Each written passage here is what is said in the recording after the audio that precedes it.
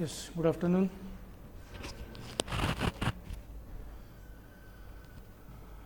So, two subjects I am going to discuss with you. One is GST. So, we will start today with GST, and second one is audit, that is from group 2. So, we are interacting for first time. So, better let's introduce. I am CA Vaibhav Devdar.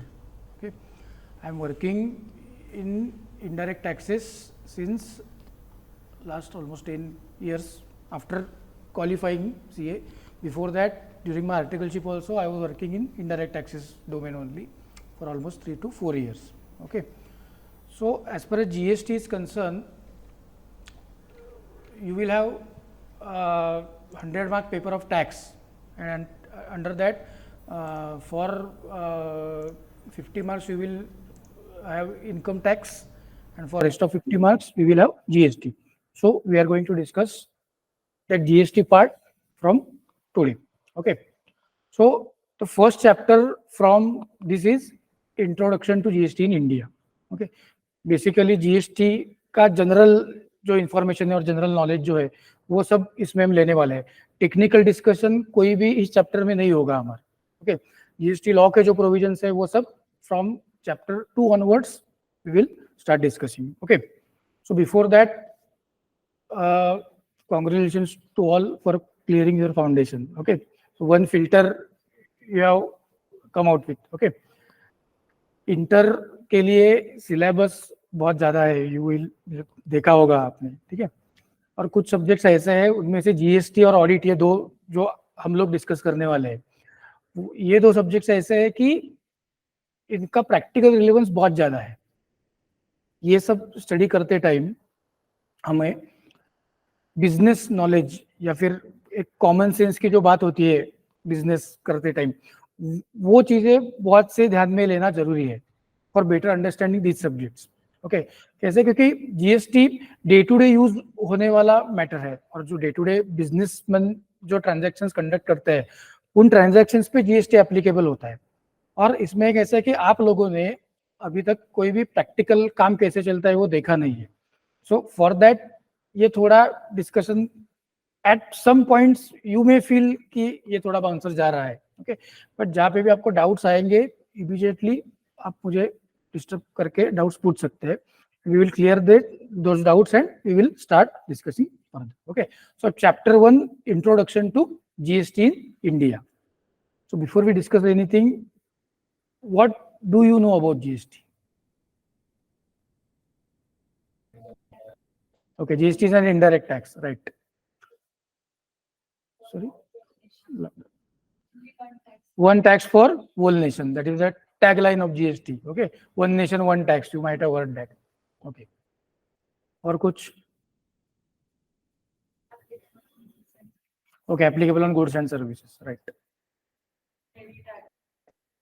Okay, it subsumed many taxes, right? Which taxes were subsumed? Any idea? Okay, sales tax. There was sales tax. There was VAT or VAT, excise duty, service tax. There were a lot of many taxes in pre-GST regime. When GST is introduced? 2017, right? So basically, 1st July 2017 is the date, okay, on which GST was introduced in India. Okay. So before we discuss anything about GST, you have to tell me if GST is a tax. Okay. So what is the meaning of tax? Can any one of you tell me? Okay. It is something which we have to pay to the government. Okay. Any other thing or any other point? Tax किसको बोलते हैं?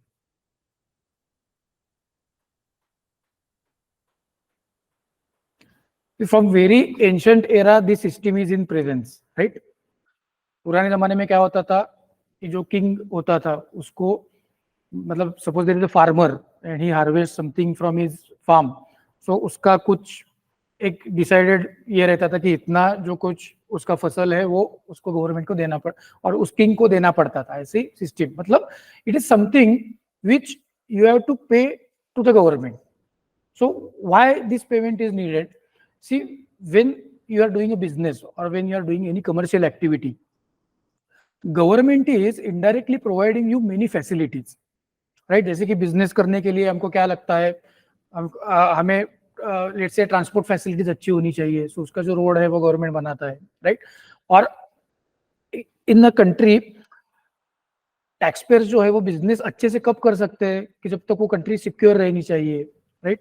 या फिर social front पे भी security रहनी चाहिए, social front पे भी पीस रहना चाहिए। वो अगर नहीं होता है तो बिजनेस कोई कर सकता है कि अगर सपोज वॉर हो रहा है या कुछ दंगे हो रहे हैं, so no one can do is business freely, right? So for that also government is providing many facilities, and for contributing towards those facilities we have to pay something to the government. So that is basically the concept of tax, कि आप जो कमाते हैं या फिर आप जो कुछ एक्टिविटी करते हैं उसमें से some amount you have to pay to government, and this amount what we are going to pay in form of tax is something which is a compulsory payment to the government, right? आपको ऐसा option नहीं है कि अगर मुझे लगता है if I am willing then I will pay the tax और otherwise I will not pay. जैसे हम डोनेशन देते हैं, पता है डोनेशन कैसे होता है, वॉलेंटरी कॉन्ट्रीब्यूशन रहता है। So tax is not voluntary contribution, tax is what, tax is a compulsory contribution which you have to pay to the government, right? So tax is basically, it is a pecuniary burden. Okay, pecuniary it means, pecuniary का मतलब होता है in the form of money. Okay, it is a monetary burden, right? Old जमाने में ऐसा नहीं होता था, तो जैसे कोई अगर जैसे मैंने बोला कि अगर I am harvesting something, out of that harvest I will give some grains और that to the government. But in modern era हम कैसे कि मॉनेटरी इकोनॉमी में हम काम करते हैं, इसलिए it is a pecuniary burden. Pecuniary means it is a monetary burden, okay? And the word is burden. Burden means it is something which is compulsory. It is not optional contribution, but it is a mandatory contribution or compulsory contribution. It is a pecuniary burden laid upon individuals, property owners, etc., etc., and it is a payment exacted by legislative authority. That is what the most important thing is. Tax is a payment which is exacted by what? It is exacted by legislative authority. So what is legislative authority? Any idea? Right, parliament. So basically what is this legislative authority means, you have to understand this, कि government उनको जैसा चाहे वैसा tax collect नहीं कर सकती है लोगों से, ठीक है? वो टैक्स कलेक्ट करने के लिए कुछ रूल्स रेगुलेशंस फ्रेम करने होते हैं, और उस रूल्स रेगुलेशन के हिसाब से ही government has authority to collect taxes from the people, right? और वो जो अथॉरिटी है उसको लेजिस्लेटिव अथॉरिटी बोलते हैं। इंडिया में ऐसा है कि there is a constitution of India which is mother of all laws. So constitution में there is a article which we are going to discuss in some time. It is said that कि no government shall collect any taxes except by authority of law, right? So if you have to collect the taxes, you have to frame laws for that. और laws कैसे frame होते हैं? Houses of parliament है हमारे यहाँ पे, लोकसभा, राज्यसभा, वहाँ पे गवर्नमेंट को बिल टेबल करना पड़ता है, उस पर डिस्कशन होता है, वोटिंग होता है, उसके बाद वो बिल हाउसेस में पास होता है, उसके बाद प्रेसिडेंशियल एसेंट मिलता है, और उसके बाद वो जो है वो Bill Gates converted into act, and वो जो प्रोविजंस है वो हमारे कंट्री में एप्लीकेबल हो जाते हैं। ओके, सो जब भी कोई टैक्सेस कलेक्ट करने होते हैं गवर्नमेंट को, तो that taxes should be collected by way of this legislative authority. तो टैक्सेस कौन से कलेक्ट करने हैं, कौन कौन से गुड सर्विस पे कलेक्ट करना है, या इनकम पे कलेक्ट करना है, या फिर उसके रेट क्या होने चाहिए, उसका मैकेनिज्म क्या होना चाहिए, ये जो सब बातें हैं, ये बातें किसी लॉ या एक्ट में डिफाइन होना बहुत जरूरी है। ओके, सो देयरफॉर ऐसा है कि जब हम किसी भी टैक्सेशन लॉ के बारे में डिस्कस करते हैं या फिर किसी टैक्स के बारे में डिस्कस करते हैं, ultimately what we are discussing about the various legal provisions which are applicable, okay, to those taxes. जैसे कि अब हम जीएसटी अगर बोलेंगे तो इंडिया में goods and services tax act नाम का एक एक्ट है, उस एक्ट के अंडर जो जीएसटी है वो कलेक्ट किया जाता है। ओके, और वो जो टैक्सेशन के लॉज फ्रेम किए जाते हैं, वो लॉज कैसे फ्रेम होते हैं? These laws are frame under the constitutional framework. Indian constitution में बहुत सारे गाइडलाइंस दिए हुए हैं कि उस गाइडलाइन के हिसाब से, अगर ऐसा है कि आपको कोई एक्ट बनाना है तो वो भी गवर्नमेंट, जैसे उनको चाहे वैसे नहीं बना सकती, उसके लिए भी कॉन्स्टिट्यूशनल गाइडलाइंस है, कॉन्स्टिट्यूशनल फ्रेमवर्क है, उसके हिसाब से उनको जो टैक्सेशन के लॉज है वो फ्रेम करने पड़ते हैं। ओके, और वो जो टैक्सेस है वो क्या करना पड़ता है, कलेक्ट करना पड़ता है। Okay, so it is a pecuniary burden which is exacted by legislative authority, right? Then another important thing, it is not a voluntary payment, okay, but it is a it is not voluntary payment like donation. Okay, it is a enforced contribution. What is enforced contribution? It means there is a burden on the taxpayer to pay the taxes, and if the taxpayer does not pay, what government will do? Government will forcefully collect that taxes from you. What government will do? Forcefully they will collect. अभी आपने सुना होगा tax evasion करने वाले जो कुछ रहते हैं, वहां पे क्या इनकम टैक्स का रेड होता है, जीएसटी का रेड होता है, मूवीज में भी देखा होगा आपने बात, वो जो है ना, that authority is given to the government for enforce collection of the tax. So what is expected ki taxpayer should be honest and he should pay his taxes honestly, right? But if that does not happen, what government can do? Government can forcefully collect the tax. Therefore, it is a enforced contribution or mandatory contribution. It is a burden, right? So why these taxes are needed? Just हमने discuss किया कि it is a primary source of revenue. Okay, budget हर साल 1 फरवरी को present होता है. Okay, किसी भी ने अपने आप में से कोई बजट का स्पीच सुना है एट एनी टाइम? क्या क्या डिटेल्स होते हैं बजट में? There is a part A and part B in budget, right? Part A में कैसा रहता है कि गवर्नमेंट का फंड एलोकेशन कैसे कैसे होगा, कौन कौन से सेक्टर को कितना कितना पैसा जाएगा गवर्नमेंट का, उसका एस्टिमेट होता है. और उसमें गवर्नमेंट के रेवेन्यू का भी एस्टिमेट होता है. उसमें ऐसे बोलते हैं कि हमारा tax revenue will be of this much lakh crores, non-tax revenue will be this much lakh crores, right? So it is a primary source of revenue to the government, right? So government कैसे कि मतलब नॉट जीएसटी, जैसे GST है, income tax है, customs duty है, ये सारे taxes के फॉर्म में गवर्नमेंट को प्राइमरीली रेवेन्यू मिलता है. और इसके सिवाय गवर्नमेंट क्या करता है? गवर्नमेंट के कुछ बोरोइंग्स होते हैं, या फिर गवर्नमेंट कुछ जैसे अपन से टोल कलेक्ट करती है या ऐसे कुछ चार्जेस गवर्नमेंट कलेक्ट करती है, उसमें से उनको रेवेन्यू मिलता है. Okay, so it's a primary source of revenue. Public expenditure बहुत सारा गवर्नमेंट को करना पड़ता है, जैसे कि पब्लिक वेलफेयर के नीड्स होते हैं, राइट? रोड कंस्ट्रक्शन करना है, डैम कंस्ट्रक्शन करना है, या फिर पब्लिक फैसिलिटीज प्रोवाइड करना है, नेशनल सिक्योरिटी प्रोवाइड करना है. ये सारे चीजों के लिए गवर्नमेंट को जो पैसा लगता है, वो पैसा गवर्नमेंट को कहाँ से मिलता है? ये जो हम टैक्सेस पे करते हैं, उस टैक्सेस में से गवर्नमेंट को ये पैसा मिलता है. सो it is a primary. So for all these different types of needs, government collects taxes from people. And under taxes, there are two types. Okay, direct tax and indirect tax. Okay, economics में आपने शायद पढ़ा होगा ये 12th के कि there are two types of taxes. So GST is indirect tax, right? That you all know. Income tax is a direct tax. GST is an indirect tax. So before we discuss about GST, you must know what exactly this indirect tax is, or what are the characteristics of indirect taxes. Okay, or rather, what is the difference between direct tax and indirect tax? Because when you will study income tax, the approach is totally different under that law, because that is a direct tax, right? It is because GST is a indirect tax. Basic indirect tax होता क्या है ये आपको पता होना बहुत जरूरी है. So that we will discuss now. Now you have to tell me the points ki what is direct tax, what is indirect tax, or rather what are the points of difference? Yes. Direct tax recovered from whom?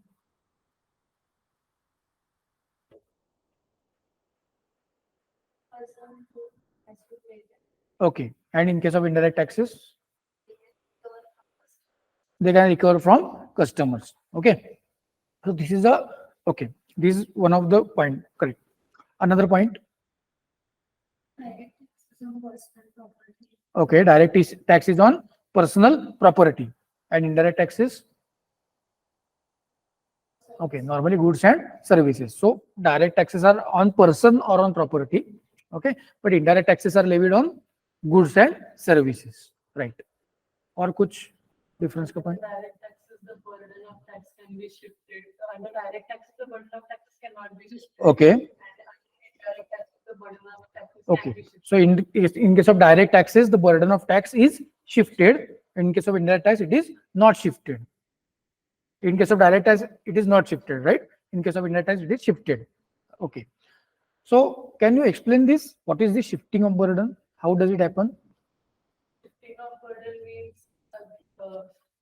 goods are produced.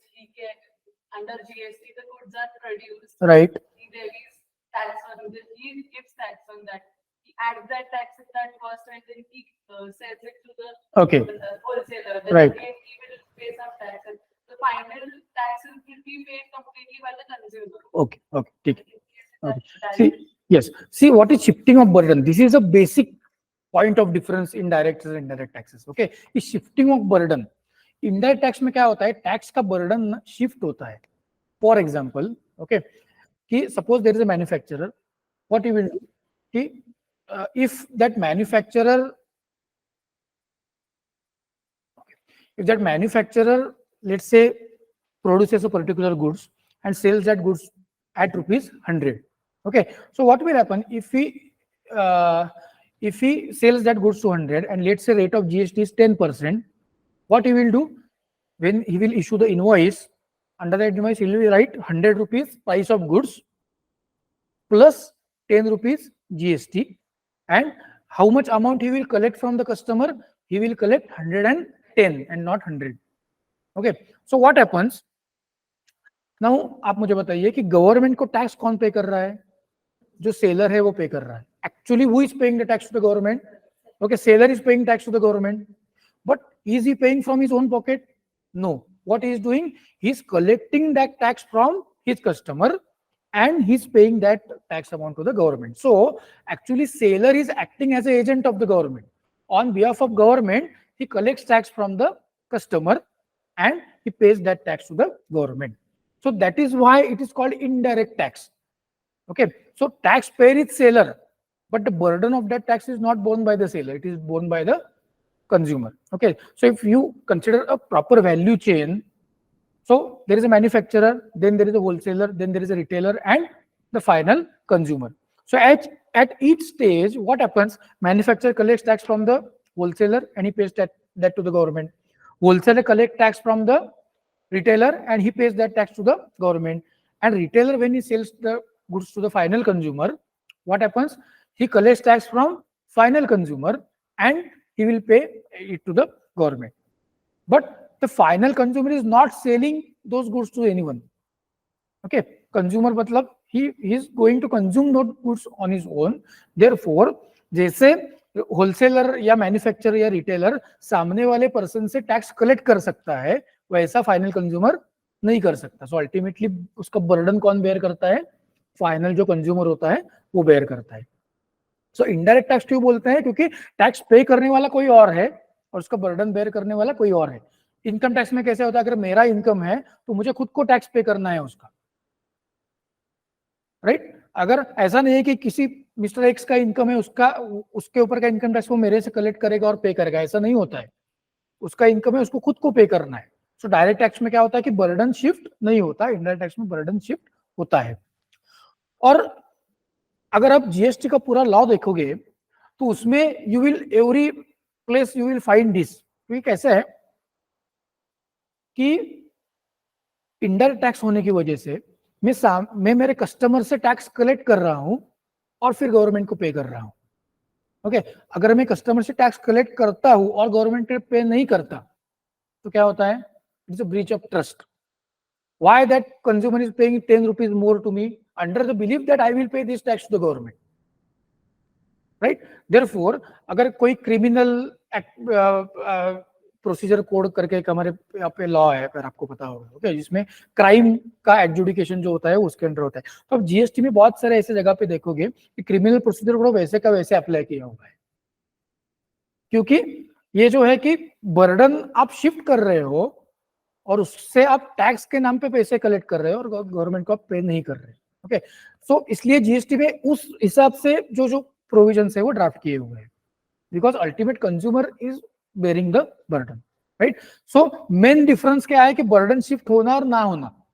Okay, indirect tax में burden shift हो जाता है, direct tax में नहीं होता. ठीक है, और कोई डिफरेंस का पॉइंट बोल सकते हो आप?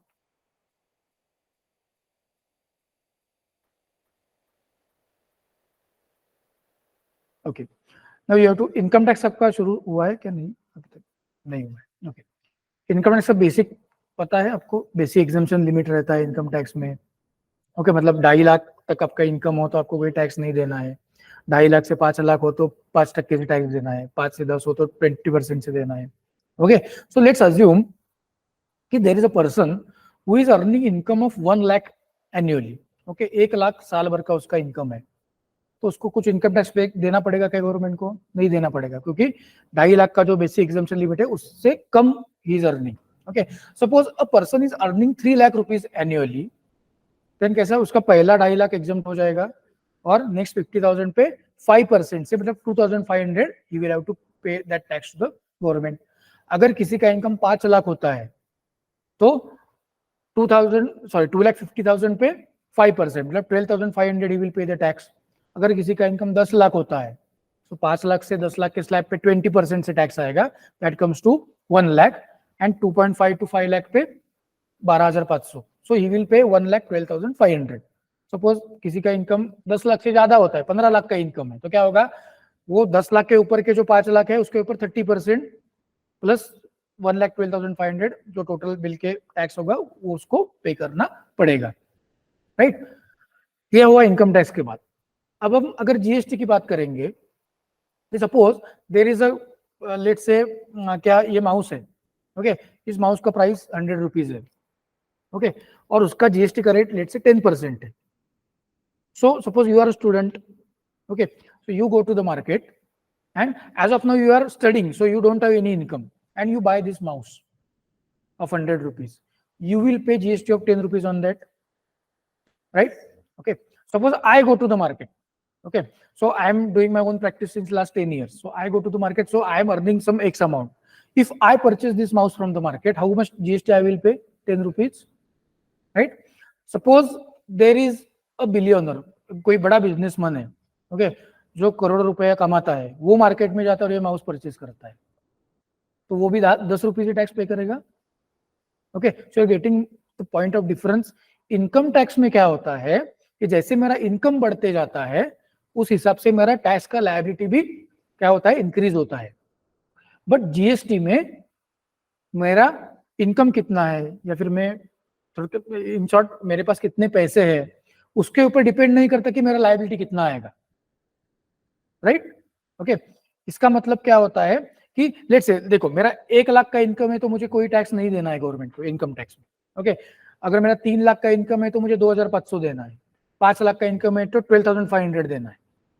इसका मतलब जैसे मेरा इनकम बढ़ते जाता है उस हिसाब से मेरा टैक्स का लायबिलिटी भी इंक्रीज होता है या बढ़ते जाता है।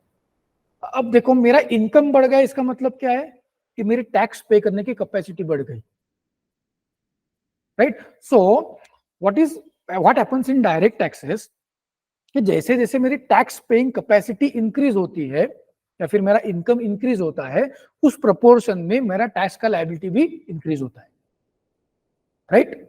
इसको बोलते हैं प्रोग्रेसिव टैक्सेशन। ओके, इसको क्या बोलते हैं? Progressive taxation. इसका मतलब क्या है कि जैसे जैसे टैक्स पेइंग कैपेसिटी बढ़ती जाएगी उस हिसाब से टैक्स की लायबिलिटी भी बढ़ती जाएगी, right? But in case of GST or rather in case of indirect tax, what happens कि आपकी टैक्स पेइंग कैपेसिटी क्या है ये कभी पे मैटर ही नहीं करता, राइट? अगर आप जाओगे तो भी उतना ही जीएसटी पे करना है, मैं जाऊंगा तो भी उतना ही करना है, और कोई जाएगा तो भी उतना ही करना है।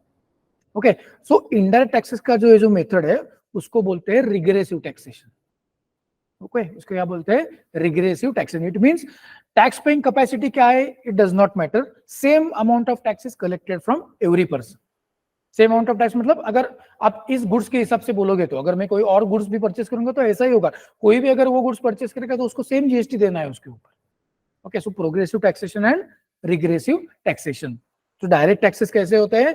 प्रोग्रेसिव इन नेचर होते हैं। इनडायरेक्ट टैक्सेस कैसे होते हैं? रिग्रेसिव इन नेचर होते हैं, ठीक है? और एक पॉइंट ऐसा है कि इट इज सेड कि indirect taxes are inflationary in nature. Okay, what is inflationary? इसका प्राइस 100 रुपया है, जीएसटी की वजह से मुझे 110 रुपए में लेना पड़ा। So the price of this goods has increased to the extent of that GST amount. So GST की और नॉट ओनली जीएसटी, कुछ कोई भी इनडायरेक्ट टैक्स आप ले लो, उस इनडायरेक्ट टैक्स से क्या होता है, वो गुड्स या सर्विस का प्राइस जो है वो बढ़ता है, इसलिए ऐसा कहते हैं कि indirect taxes are inflationary in nature. Direct tax में ऐसा कहीं पे नहीं होता, क्योंकि डायरेक्ट टैक्स की वजह से गुड्स या सर्विस के प्राइस पे कुछ डिफरेंस, मतलब कुछ इंपैक्ट नहीं आता डायरेक्टली, जो इनडायरेक्ट टैक्स की वजह से डायरेक्टली प्राइस पे इंपैक्ट आता है। Okay, so these are some major points of difference between direct taxes and indirect taxes. So why we are discussing this, कि indirect tax के जो भी characteristics है वो सभी के सभी characteristics GST को ऐसे के ऐसे अप्लाई हो जाते हैं। Okay, so when we talk about any indirect tax, okay, so all these characteristics are applicable. Okay, so indirect taxes का charge normally levied on what, goods and services, और जो डायरेक्ट टैक्स होते हैं वो property या persons पे levy किए जाते हैं, राइट। उसके बाद बर्डन ऑफ टैक्स क्या होता है, डायरेक्ट टैक्स में बर्डन शिफ्ट नहीं होता, खुद का टैक्स खुद को ही पे करना है, बट इनडायरेक्ट टैक्सेस में जो बर्डन है वो क्या होता है, शिफ्ट हो जाता है। ठीक है, प्रोग्रेसिव रिग्रेसिव ये हमने, ठीक है, प्रोग्रेसिव टैक्सेस मतलब इनकम बढ़ेगा या फिर टैक्स पेइंग कैपेसिटी जैसे बढ़ेगी उस हिसाब से टैक्स की लायबिलिटी भी बढ़ेगी। इनडायरेक्ट टैक्सेस में ऐसा कुछ भी नहीं होता है, right. So it is regressive in nature, मतलब आपकी टैक्स पेइंग कैपेसिटी कितनी भी हो, same amount of tax will be collected from all the persons. हाँ, एक पॉइंट हम डिस्कस करना भूल गए, perception. Okay, what is perception? See ऐसा होता है, मान लो मैं 5 लाख रुपए कमा रहा हूं, ओके, और 5 लाख रुपए पे मुझे 12,500 इनकम टैक्स खुद से पे करना है। 5 लाख रुपए मुझे मिल रहे हैं, उसमें से 12,500 रुपए उठा के मुझे गवर्नमेंट को देना है। So there is a pinch that I am paying taxes to the government, and people don't like to pay the taxes. Okay, you all know. Normally ऐसा, मतलब ऐसे नहीं, लोग honestly टैक्स पे करने वाले भी बहुत है, बट नॉर्मली ऐसा है कि अगर मुझे कुछ मिल रहा है और उसमें से कुछ उठा के दूसरे को देना है तो इट फील्स ना कि मतलब ऐसा कि मैं टैक्स अमाउंट कुछ तो गवर्नमेंट को पे कर रहा हूँ। बट इनडायरेक्ट टैक्सेस में ऐसा नहीं होता। इनडायरेक्ट टैक्स में क्या होता है, देखो, अगर हम कॉमर्स स्ट्रीम के स्टूडेंट्स हैं, ओके, हम सीए करने वाले स्टूडेंट्स हैं, तो हमको ये सब पता रहता है, so we are the exception, so that part is up. पर अगर कोई कॉमन लेमैन मार्केट में जाएगा, ओके, और जो suppose he purchase the biscuit from the market, तो बिस्किट का MRP inclusive of all taxes होता है, ओके, मतलब उसको पता ही नहीं चलता कि जब मैं 10 रुपए का बिस्किट बाय कर रहा हूं, उस 10 रुपए में से कोई अमाउंट गवर्नमेंट को टैक्स के फॉर्म में जाने वाली है। It doesn't realise that, right. So उसको पिंच नहीं फील होता उसका कि मैं कुछ तो टैक्स पे कर रहा हूं। डायरेक्ट टैक्स में वो पिंच फील होता है, okay. So there is a perception of direct pinch in direct taxes, and indirect taxes में ऐसा नहीं होता। देयरफॉर आप अगर गवर्नमेंट के पर्सपेक्टिव से देखोगे ना, तो उनको इनडायरेक्ट टैक्सेस कलेक्ट करना बहुत ईजी है, राइट, क्योंकि वो ऐसे, मतलब अगर लोग समझते भी है मैं टैक्स पे कर रहा हूँ या नहीं समझते भी है, वो टैक्स दे देते हैं। ओके, सो नॉर्मली हमारे कंट्री में ऐसा है कि ऐसा एक बोलते हैं कि फार्मर्स को कोई टैक्स नहीं है, right, but is this true? It is not true. Farmers को इनकम टैक्स नहीं है। तो फार्मर्स क्या करते हैं, वो कुछ मतलब सीड्स परचेज करते हैं, फर्टिलाइजर्स परचेज करते हैं, उस सब पे वो इनडायरेक्ट टैक्स तो पे कर रहे हैं ना गवर्नमेंट को, right. So everyone is paying indirect tax to the government because उसमें पिंच नहीं है। ओके, एन एग्जांपल्स, पुराने जमाने में हमारे यहाँ पे वेल्थ टैक्स का एक टैक्स हुआ करता था। There was a wealth tax and income tax. These two were direct taxes, but wealth tax was eventually abolished. So in India now, there is only one direct tax, that is income tax, and indirect tax, GST and customs, and to some extent excise duties and sales tax is still in existence. Okay, in GST also. We are going to discuss when technical discussion, जब section पढ़ेंगे तब बोलेंगे हम उसके बारे में. Okay, so GST और customs है, और कुछ रेयर गुड्स पे एक्साइज या वैट सेल्स टैक्स जो प्री जीएसटी रिजिम में हुआ करता था, that is applicable. Okay, so everyone is clear direct taxes क्या होता है, इनडायरेक्ट टैक्सेस क्या होता है। अभी तो हमने जीएसटी का जी भी डिस्कस नहीं किया है, ओके, क्योंकि ऐसे बेसिक्स क्लियर होना बहुत जरूरी है। अगर ये कंसेप्चुअली आप क्लियर हो तो बाकी का जो है वो it will be easy to understand, right. इसमें कुछ डाउट्स किसी को, ऑनलाइन जो अटेंड हो रहे हैं उनको कुछ डाउट्स है? ओके, यस, सर कोई डाउट्स नहीं। Okay okay okay. Now next point, so this is the major point of difference क्या है, बर्डन शिफ्ट होता है या नहीं होता है। इनडायरेक्ट टैक्सेस में वो बर्डन क्या कर रहा है, दूसरे को शिफ्ट कर रहा है, डायरेक्ट टैक्सेस में ये नहीं हो रहा है। बाकी के पॉइंट्स भी वैलिड है, but major basic differentiating point क्या है कि बर्डन का शिफ्ट होना और ना होना। ठीक है, तो जीएसटी जब हम डिस्कस करने वाले हैं तो उसमें क्या है कि एवरी पॉइंट ऑफ टाइम जो सेलर है वो उसका बर्डन उसके बायर पे क्या करने वाला है, ट्रांसफर करने वाला है। इसके लिए ये मतलब ट्रस्ट का मामला आ जाता है उसमें। Okay, now what are the features of indirect taxes. जो इनडायरेक्ट टैक्सेस जीएसटी के बारे में हम डिस्कस करने वाले हैं, so what are the features of indirect taxes. So if अगर हम इंडिया की बात करें तो इंडिया में जो कोई गवर्नमेंट का टैक्स रेवेन्यू मिलता है, मतलब टैक्स के फॉर्म में जो रेवेन्यू गवर्नमेंट को हर साल मिलता है, उसमें से 50% से ज्यादा इनडायरेक्ट टैक्सेस में आता है। Okay, and GST is a major contributor. Every month numbers publish होते हैं, आपने देखे होंगे 2022-23 में। Okay, average monthly GST collected कितना था पता है गवर्नमेंट का? Average monthly GST collection was around 1,60,000 crores for a month. अगर आप पूरे साल का देखोगे तो अराउंड 18 लाख करोड़ का जीएसटी गवर्नमेंट ने कलेक्ट किया है लास्ट साल। सो मोर देन 50% जो टैक्स रेवेन्यू गवर्नमेंट का है, गवर्नमेंट को आता है, वो कहां से आता है? इनडायरेक्ट टैक्सेस से आता है। Then indirect taxes are taxes on commodities and services that we all know. Okay, कैसे कि गुड्स और सर्विस पे टैक्स लेवी हो रहा है, right. Shifting of burden indirect tax का तो फीचर है ही, हमने डिस्कस किया कैसे होता है। No perception of direct pinch again, okay, वो भी हमने अभी डिस्कस किया है। इन्फ्लेशनरी का भी पॉइंट डिस्कस किया है कि डायरेक्ट टैक्सेस कैसे होते हैं, इन्फ्लेशनरी नहीं होते, इनडायरेक्ट टैक्सेस जो है वो इन्फ्लेशनरी होते हैं।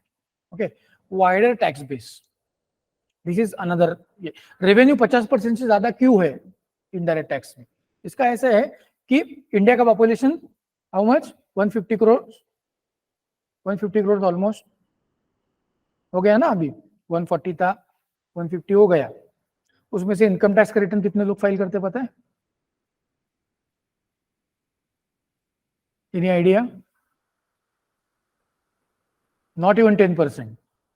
out of 150 crore population, this year the government has that we have achieved the highest number ever. Okay, 150 crores में से सिर्फ 8 करोड़ लोग इनकम टैक्स का रिटर्न फाइल करते हैं। ओके, कितना? 8 करोड़। और 8 करोड़ में से 50% जो लोग हैं, 4 करोड़ ऑलमोस्ट, वो ऐसे होते हैं कि जिनका इनकम बिलो टैक्सेबल लिमिट है। किसी बैंक में इनकम टैक्स का रिटर्न चाहिए होता है लोन लेने के लिए, ऐसे इसलिए वो फाइल करते हैं, मतलब वो रिटर्न तो फाइल करते, टैक्स नहीं देते गवर्नमेंट को, और बाकी के जो 4 करोड़ है वो थोड़ा बहुत टैक्स गवर्नमेंट को पे करते हैं। So out of 150 crore only 4 crore are paying income tax. But if you talk about GST, जो कोई भी गुड्स या सर्विस मार्केट में आज ट्रेड हो रहा है, उस हर एक गुड्स और सर्विस पे जीएसटी है, राइट। मैं अगर आप कोई कंप्यूटर परचेस करो, मोबाइल परचेस करो, फूड ग्रेन्स परचेस करो, ओके, या फिर आप कोई भी गुड्स या सर्विस आप जो कुछ अवेल करते हो, उस सब पे आपको जीएसटी देना है। क्लास का फीस आपने पे किया, उस पे भी जीएसटी है, you know, right. So every goods and service जो है मार्केट में जितना भी, उस सब पे जीएसटी एप्लीकेबल होता है। इसके लिए वाइड टैक्स बेस जो है इंडायरेक्ट टैक्सेस का, वो बहुत वाइडर होता है, क्योंकि ये पर्सन डिपेंडेंट नहीं है इसकी वजह से, ठीक है।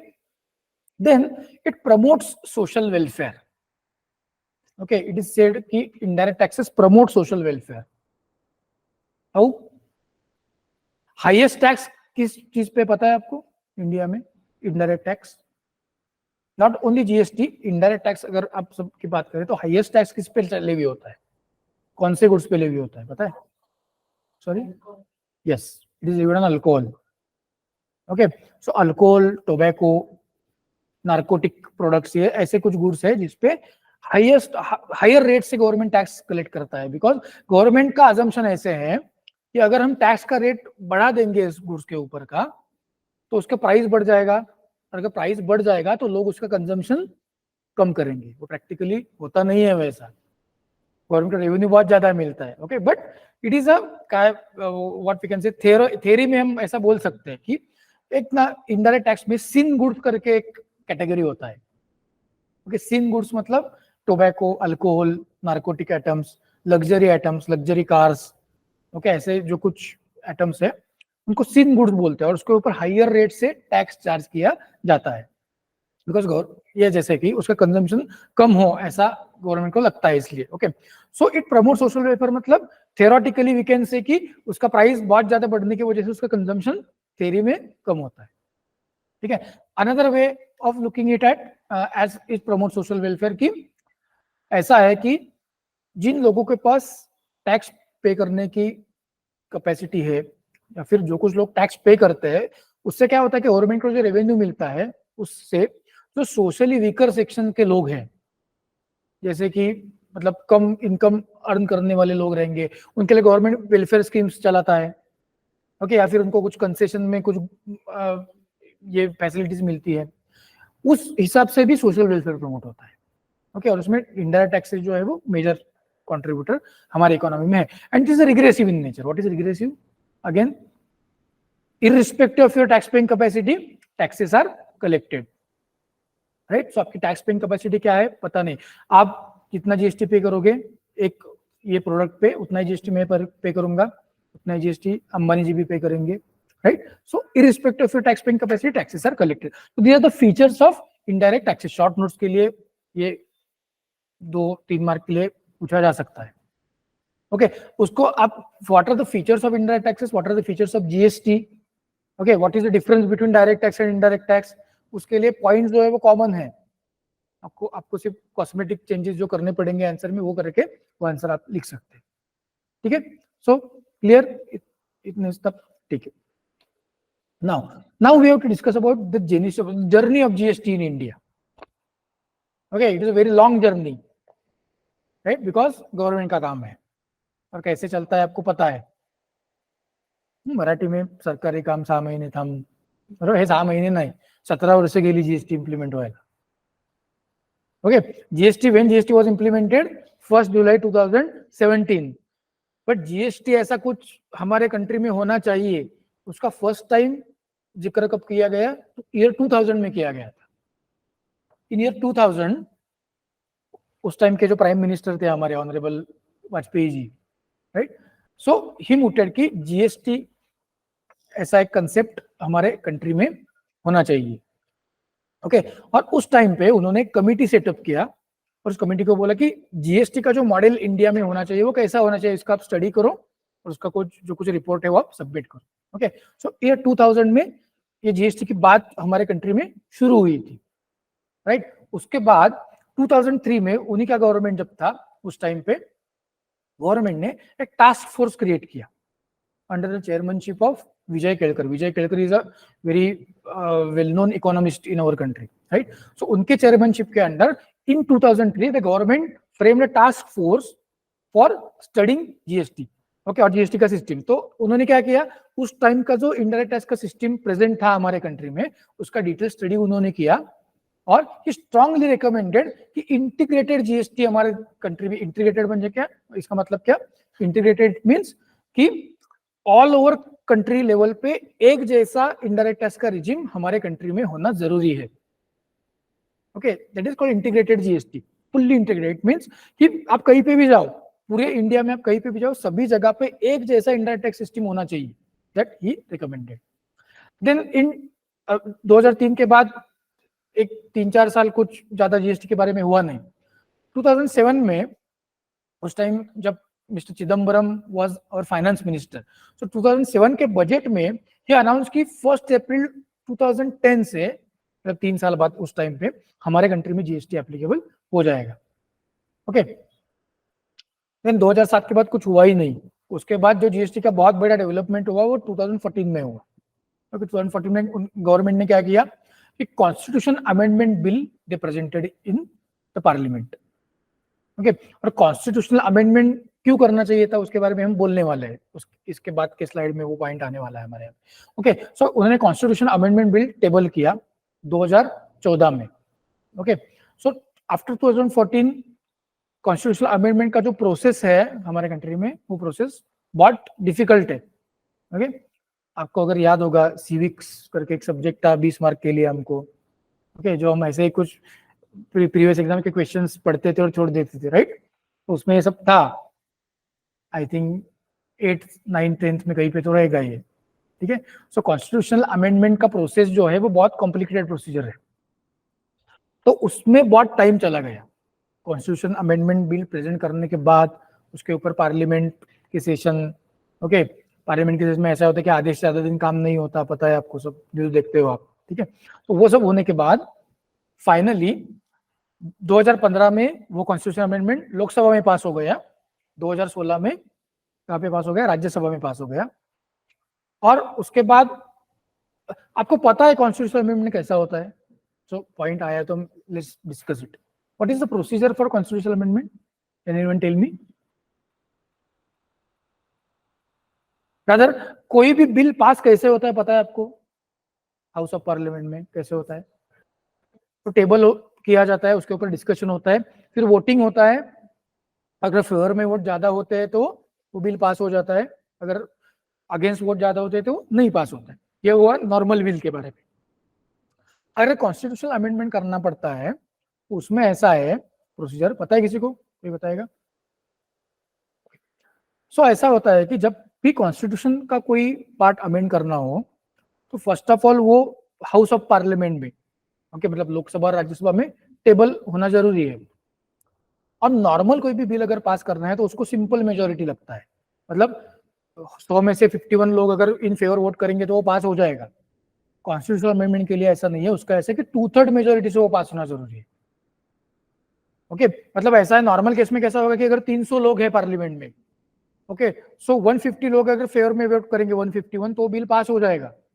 लेकिन कॉन्स्टिट्यूशनल अमेंडमेंट के लिए 300 में से एटलीस्ट 200 लोग उसके फेवर में वोट करना जरूरी है, ओके? सो वो लोकसभा में और राज्यसभा में पास होने के लिए टाइम चला जाता है। उसमें कैसा है, ये सब ना एक्चुअली बहुत बड़ा ये आयरनी है कि पॉलिटिकल सिस्टम हमारे यहाँ का जो ऐसा है, उसकी वजह से अगर किसी पर इसको लोकसभा में मेजोरिटी है तो राज्यसभा में नहीं है, राज्यसभा में है तो लोकसभा में नहीं है, तो वो सबको इकट्ठा करके सबको उसके लिए मना के उसके फेवर में वोट करना, वो सब बहुत टाइम कंज्यूमिंग जॉब है। इसके लिए इसको सब प्रोसीजर को बहुत टाइम लगा।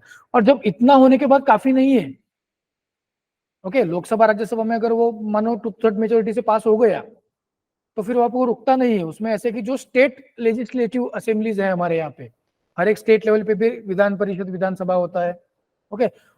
वो जो टोटल स्टेट्स है हमारे कंट्री में, उस स्टेट में से 51% से ज्यादा स्टेट के लेजिस्लेटिव असेंबली में भी वो बिल पास होना जरूरी है। उसके बाद प्रेसिडेंट साइन करता है, उसके बाद वो कॉन्स्टिट्यूशनल अमेंडमेंट इफेक्टिव होता है, okay? So again political things come to picture.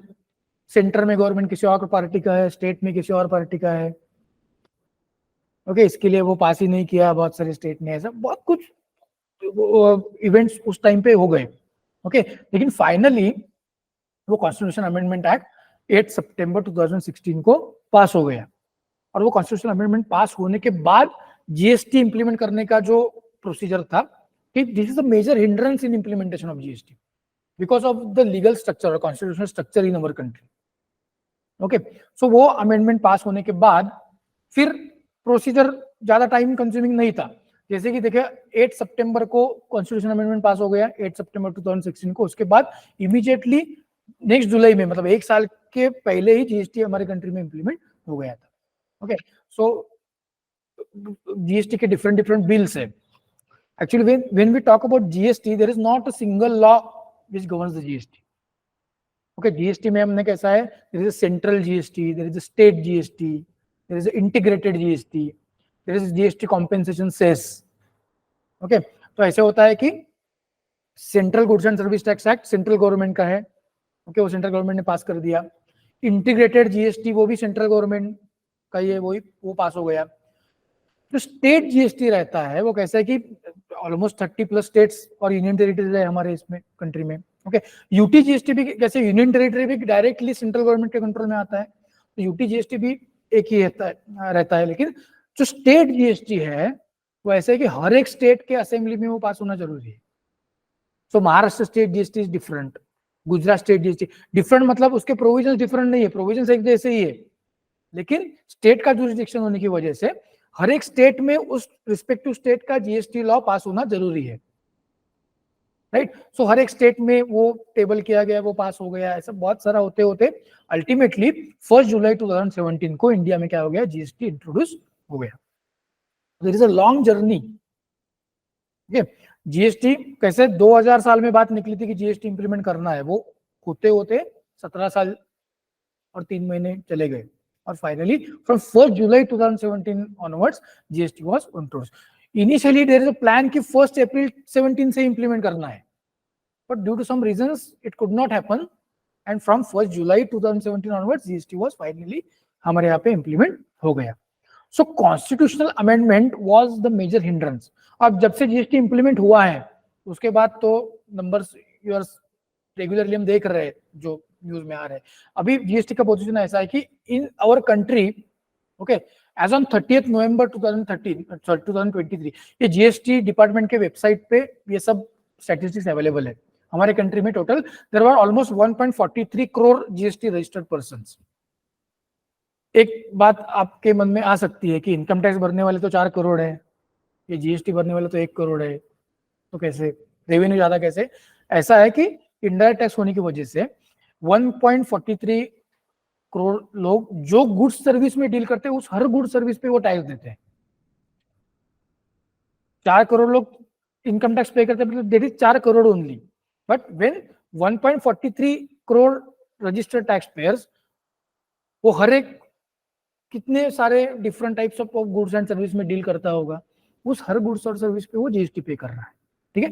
That is what, therefore ये इतना होने की वजह से, मतलब नंबर ऑफ रजिस्टर्ड पर्सन कम होने की वजह से होते हुए भी गवर्नमेंट को रेवेन्यू जो है डायरेक्ट इंडायरेक्ट टैक्स से या जीएसटी से ज्यादा मिल रहा है। Out of this highest number of registered tax payers are in Uttar Pradesh, okay, almost 13% Uttar Pradesh में, rank 1 highest registered tax payer का उत्तर प्रदेश में। उसके बाद हमारा महाराष्ट्र का नंबर आता है, okay. So UP, Maharashtra, Gujarat, Tamil Nadu and Karnataka, these are the 5 major what we can say contributors जहाँ पे जीएसटी रजिस्टर्ड लोग हैं, और बाकी के बचे स्टेट्स में 52%। So 48% registered persons are in this 4 states only. And जैसे कि जीएसटी कलेक्शन का नंबर मैंने आपको बोला था, देखिए 17-18 में जब जीएसटी इंप्लीमेंट हुआ तो कितना कलेक्ट हुआ था, 7,40,000 करोड़। बट इन 22-23, 23-24 का अभी नंबर्स आने बाकी है जो इस साल के मार्च के बाद आ जाएंगे, ओके। तो 22-23 का जो फाइनेंशियल ईयर था तब 18 lakh crore, almost 1.5 lakh crore per month average GST revenue government को मिल रहा है। तो जीएसटी इंप्लीमेंट होने के बाद की ये जो क्या बोलते हैं आप ग्राफ देखोगे तो that showing increasing trend only, right. यहाँ पे आप देखोगे कि 17-18 में 7.40, 18-19 में ऑलमोस्ट 12 लाख करोड़ का जीएसटी हुआ, 19-20 में 12 लाख करोड़ का हुआ, 20-21 में वो कम हो गया बिकॉज ऑफ कोविड। 20-21 में कोविड का वेव आने की वजह से बहुत सारा स्टक डाउन था, तो उसकी वजह से अब यहाँ पे देखोगे तो वो जीएसटी का नंबर जो है 19-20 में 12 लाख करोड़ था, तो 20-21 में 11 लाख करोड़ हो गया, मतलब कम हो गया because of the major thing is covid. उसके बाद it is showing continuously rising trend, ठीक है। So what we are discussing कि how this model works, right? So manufacturer ने क्या किया है, जब उसने जो रॉ मटेरियल जिससे वो बाय कर रहा है उसको जब उसने वो मटेरियल परचेज किया, what he has done कि उसने 80 रुपया गुड्स का प्लस 8 रुपीज जीएसटी का, ऐसा करके how much he has paid, 88 rupees he must have paid to that raw material seller, right? So now what that raw material seller will do, और ये raw material seller जो है उसने जो 8 रुपया जीएसटी का कलेक्ट किया है from whom, from manufacturer, उस 8 रुपये का उसने क्या किया होगा, उसने खुद के पास रखा रहेगा या गवर्नमेंट को पे किया रहेगा, right? So that raw material seller must have paid these 8 rupees to the government. ये दिख रहा है, okay, okay, okay,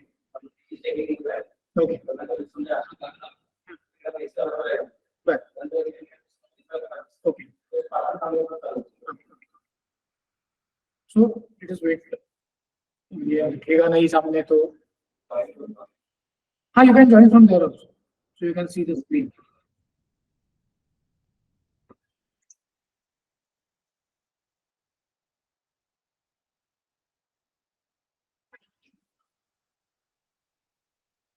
दिख रहा है? होता है ज्वाइन करें.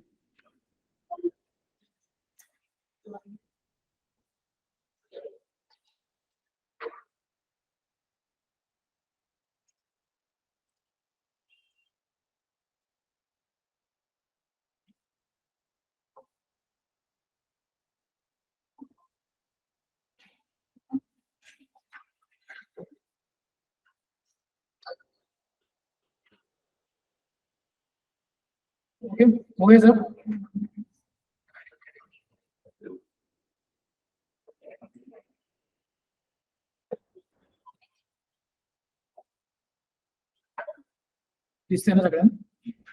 सो व्हाट हैज हैपन कि ये जो रॉ मटेरियल का सेलर है उसने जो 8 रुपए जीएसटी का कलेक्ट किया है फ्रॉम हुम, फ्रॉम दिस मैन्युफैक्चरर, उसने वो 8 रुपया ऑलरेडी गवर्नमेंट को क्या किया रहेगा, पे किया रहेगा.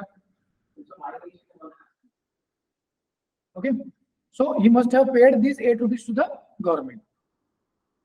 नाउ इनडायरेक्टली क्या हुआ, ये जो 8 रुपए गवर्नमेंट को पे किए हुए हैं, ये पे तो रॉ मटेरियल सेलर ने किए, लेकिन कलेक्ट किससे किए हैं, मैन्युफैक्चरर से कलेक्ट किए हैं. Right? Are you getting the point? So ultimately, what has happened indirectly, this manufacturer has already paid these 8 rupees to the government. Right? समझ आया सबको?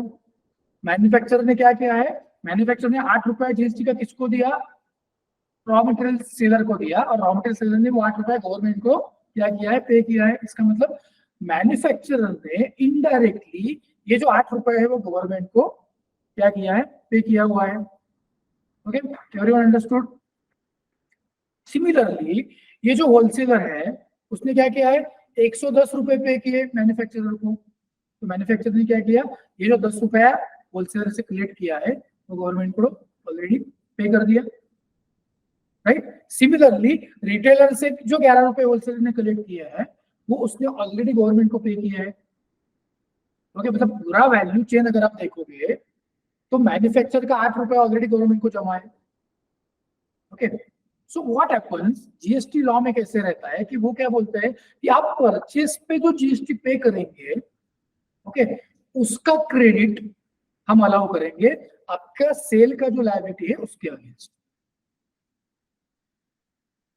ठीक है, आपका जो सेल का जीएसटी का लायबिलिटी बन रहा है उसके अगेंस्ट आपने जो परचेस करते समय ऑलरेडी जीएसटी पे किया है, what we will do, will allow credit of that tax. Right? So क्या होगा कि जब मैन्युफैक्चरर के स्टेज की हम बात करेंगे तो 10 रुपया उसको सेल पे लायबिलिटी बनता है जीएसटी का, लेकिन उसमें से 8 रुपया जो है गवर्नमेंट को ऑलरेडी उसने पे किया हुआ है. So what he will do, he will pay only 2 rupees to the government. कैसा, 10 रुपए सेल का लायबिलिटी माइनस परचेस के टाइम पे क्या होगा, 8 रुपए. Okay, so difference is 2 rupees. So he will, what he will do, he will be only pay only those 2 rupees to the government. Similarly, wholesaler का cell पे liability कितना आता है, 11 रुपए का आता है, 11 रुपीज का, बट उसने 10 रुपया तो ऑलरेडी मैन्युफैक्चरर को दिया है जीएसटी का, तो उसका क्रेडिट उसको मिलेगा. और 11 minus 10, how much that wholesaler will pay, only 1 rupee. Similarly ये जो रिटेलर है, ये रिटेलर क्या करता है, 12.10 उसका सेल का लायबिलिटी आ रहा है, लेकिन 11 रुपीज तो उसने ऑलरेडी होलसेलर को दे चुका है वो. सो वो 11 रुपीज का उसको क्या मिलेगा, क्रेडिट मिलेगा, और only difference he will pay 1.10 to the government. Okay, continuous chain of credits का जो पॉइंट है वो ये है. ओके, हमने फीचर देखा ना continuous chain of credit. So हर एक स्टेज पे right from that raw material seller to your final, not final consumer, to the retailer, हर एक स्टेज पे वैल्यू चेन में परचेस पे जो जीएसटी पे किया हुआ है उस जीएसटी का क्रेडिट आपको सेल के लायबिलिटी के अगेंस्ट क्या होता है, अलाउ होता है.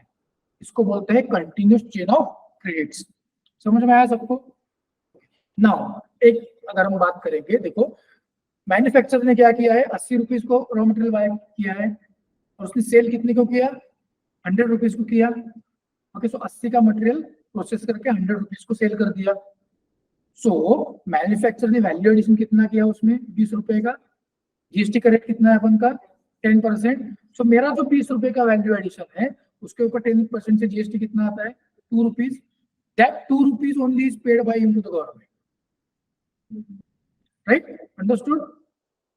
सिमिलरली देखो होलसेलर क्या कर रहा है, 100 रुपीज का गुड्स है, वो सेल कर रहा है 110 को, मतलब how much value addition is doing, 10 rupees, उसके ऊपर 10% से जीएसटी, 1 rupee, he has paid only 1 rupee to the government, right? Similarly retailer 110 का माल 121 में बेच रहा है, मतलब 11 रुपए की वैल्यू एडिशन है, उसके ऊपर 10% से जीएसटी कितना आएगा, 1.10 आएगा। So he is paying 1.10 to the government. So GST is a value added tax. अपना पॉइंट है ना, इसका मतलब क्या है कि हर एक स्टेज पे पूरा का पूरा वैल्यू चेंज जो रहता है उसमें, हर एक स्टेज पे भले वो मैन्युफैक्चरर हो या होलसेलर हो या रिटेलर हो, जितनी वैल्यू एडिशन वो करता है उतने वैल्यू एडिशन के ऊपर ही उसको टैक्स देना पड़ता है। Understood. So GST is what, value added tax. Value added tax मतलब जितना वैल्यू एडिशन वो करेगा उस वैल्यू एडिशन पे ही उसको जीएसटी पे करना है, राइट। सो जब मैं 20 रुपए का वैल्यू एडिशन करता हूँ, I am paying only 2 rupees to the government, right. So इसमें क्या हुआ, सो जीएसटी के फीचर्स हमने क्या देखे थे, value added tax, okay, continuous chain of credits, ये 2 पॉइंट समझ में आए। Now burden by final consumer का मतलब क्या होता है, अब देखो ये जो फाइनल कंज्यूमर है उसने 133.10 को ये गुड्स परचेस किए फ्रॉम रिटेलर। अब ये जो फाइनल कंज्यूमर है, is he going to sell that amount, that goods to someone, नहीं। तो फिर उसने जो परचेस पे 12 रुपए 10 पैसा पे किया, उसका क्रेडिट उसको मिलेगा क्या, नहीं मिलेगा। सो अल्टीमेटली 12.10 किसने बेयर किया, पूरा का पूरा बर्डन, ओके, जो नॉट रिटेलर फाइनल कंज्यूमर है उसने बेयर किया, ओके। अब हम गवर्नमेंट की बात करते हैं। देखिए फाइनली ये गुड्स कितने को बेचे गए, 121 को बेचे गए, उसके ऊपर जीएसटी कितना है, 12 रुपीज 10 पैसा। तो गवर्नमेंट को तो उतना टैक्स मिलना चाहिए, तो मिल रहा है क्या, देखिए मिल रहा है। कैसे, देखिए मैन्युफैक्चरर, ये जो रॉ मटेरियल सेलर है उसने 8 रुपए गवर्नमेंट को पे किया, राइट। ये देखिए ये मैन्युफैक्चरर जो रिटेलर वाला है उसने 80 रुपए का वो माल बेचा है मैन्युफैक्चरर को, उसने ये 8 रुपए गवर्नमेंट को ऑलरेडी पे किए। See because we are assuming कि raw material sale is the first stage ना, उससे पहले अगर कोई रहेगा, ठीक है, वो जो 80 रुपए को जो उसने बेचा है, मान लो उसने 60 रुपए को परचेस किया है वो उससे पहले वाले पार्टी से, तो उसको भी उसका क्रेडिट मिला हुआ रहेगा। सो लेट्स अज्यूम कि raw material sale is the first person in that chain, तो उसने 8 रुपए गवर्नमेंट को पे किया, राइट। फिर मैन्युफैक्चरर ने कितना पे किया, 2 रुपया, कितना हुआ 10 रुपीज। उसके बाद होलसेलर ने कितना पे किया, 1 रुपीज, कितना हुआ 11, और रिटेलर ने कितना पे किया 1.10, सो 11 + 1.10 12 रुपीज 10 पैसे। सो गवर्नमेंट को जितना टैक्स मिलना चाहिए उतना मिला या नहीं मिला, government is getting the tax whatever they are required to collect, but that tax is not collected from one person only, okay। पूरे चेन में जो जो लोग उसमें पार्टिसिपेट हो रहे हैं उस हर एक से उसने जो वैल्यू एडिशन किया है उसके ऊपर का उसका शेयर गवर्नमेंट को मिल रहा है। और अल्टीमेटली जो फाइनल सेलिंग प्राइस है उसकी, जो कस्टमर को जिस प्राइस पे सेल हो रहा है उस प्राइस पे जो जीएसटी गवर्नमेंट को मिलना था उतना पूरा का पूरा गवर्नमेंट को जीएसटी मिल गया, okay, understood. Value added system और वैल्यू एडेड टैक्स मतलब उसका मतलब क्या है, जितना वैल्यू एडिशन होगा उसके ऊपर ही टैक्स गवर्नमेंट को जाएगा, अंडरस्टूड, ठीक है। तो उसमें कुछ डाउट्स है किसी को, ये पूरा सिस्टम समझ में आ गया। देखो नाउ जो पूरा इंडायरेक्ट टैक्स का सिस्टम, ये जो what we can say availability of credit और कंटिन्यूस चेन ऑफ क्रेडिट, ये जो हम बोल रहे हैं ना, this is the backbone of entire GST system. GST का सिस्टम, अगर आप जीएसटी का हार्ट क्या है किसी को बोलोगे ना, ये जो अवेलेबिलिटी ऑफ क्रेडिट, और जिसको टेक्निकल जीएसटी के लैंग्वेज में आईटीसी और इनपुट टैक्स क्रेडिट ऐसा बोलते हैं। मतलब मेरा जो इनपुट परचेस है उसके ऊपर मैंने जो टैक्स पे किया है उसको बोलते हैं इनपुट टैक्स। तो ये इनपुट टैक्स क्रेडिट है, ये इनपुट टैक्स क्रेडिट जो है वो this is the backbone of GST. अगर ये सिस्टम फेल होता है तो पूरा जीएसटी फेल हो जाएगा, ओके। नाउ एक अगर किसी के मन में सवाल आया, मैं जो भी एग्जांपल डिस्कस कर रहा था, मैं क्या बोला कि होलसेलर क्या कर रहा है, 100 रुपीज पे 10% मार्जिन लेके 110 की गुड्स बेच रहा है। Now please tell me, wholesaler जो है वो उसका मार्जिन 100 रुपीज पे कैलकुलेट करेगा या 110 पे करेगा? क्वेश्चन समझ में आ गया? देखो, होलसेलर ने पैसा कितना दिया है गुड बाय करने के लिए, 110 रुपए दिया है, राइट? ओके, सो मुझे एक बात बोलिए कि होलसेलर के लिए उस गुड्स की कॉस्ट जो है वो कॉस्ट कितनी है, 100 है या 110 है? 100 है, 110 नहीं है। व्हाई? बिकॉज उसने जो 10 रुपए का टैक्स पे किया है उसको फ्यूचर में क्रेडिट मिलने वाला है उसका। It is a refundable duty. Costing में आपने ये बेसिक सर ने बताया होगा कि जो रिफंडेबल टैक्सेस है that is not my cost, because मैं आज पे कर रहा हूँ लेकिन कल उसका क्रेडिट मिलने वाला है। ओके, अगर ये 10 रुपए का क्रेडिट मुझे नहीं मिलता तो मेरी कॉस्ट कितनी हो जाती, 110 हो जाती। ओके, देयरफॉर हमने मार्जिन सिर्फ 100 पे कैलकुलेट किया। ओके, सो ये जो 3 पॉइंट्स हमने देखे थे, वैल्यू एडेड टैक्स समझ में आ गया सबको? ओके, उसके बाद कंटिन्यूएशन ऑफ क्रेडिट मतलब क्या समझ में आ गया? ओके, और what is burden by final consumer ये भी समझ में आ गया। ओके, और ये कैस्केडिंग ऑफ टैक्सेस का पॉइंट फॉर टाइमली हम सेट असाइड करते हैं क्योंकि उसके बारे में थोड़ा और आपको कुछ चीजें बतानी पड़ेंगी। सो ये जीएसटी का कंसेप्ट है। इस मैकेनिज्म पे जीएसटी क्या करता है, काम करता है। ठीक है, सो इसमें कुछ doubts? Okay, everyone understood? Sukesh, have you understood? Do you have any doubts? हाँ सर, पूरा समझ गया। Okay, okay. Now we will talk about next point, that is constitutional provisions relating to GST. Okay, ये constitutional provisions क्या है? क्योंकि initially जब हमने डिस्कशन किया था, चालू किया था, उस टाइम पे हम क्या बोले थे कि कॉन्स्टिट्यूशनल फ्रेमवर्क के अंडर आपको कोई भी टैक्सेस कलेक्ट करने होते हैं। So what are the constitutional provisions? So हमने एक डेफिनेशन देखा था टैक्स का सबसे पहले स्लाइड में, उसमें हमने क्या बोला था, it is a what pecuniary burden exacted by legislative authority. So what is this legislative authority? There is India में 3 टायर फेडरल स्ट्रक्चर है, पता है आपको? What is 3 tier federal structure? Okay, 3 list है कॉन्स्टिट्यूशन की 7 शेड्यूल में। Okay, union list, state list and concurrent list, पता है सबको क्या होता है वो? Union list is with the central government. Okay, so basically union list मतलब ऐसा है था कि तीन व्हाट वी कैन से 3 हायरार्कीज पे डिसीजंस लिए जाते हैं।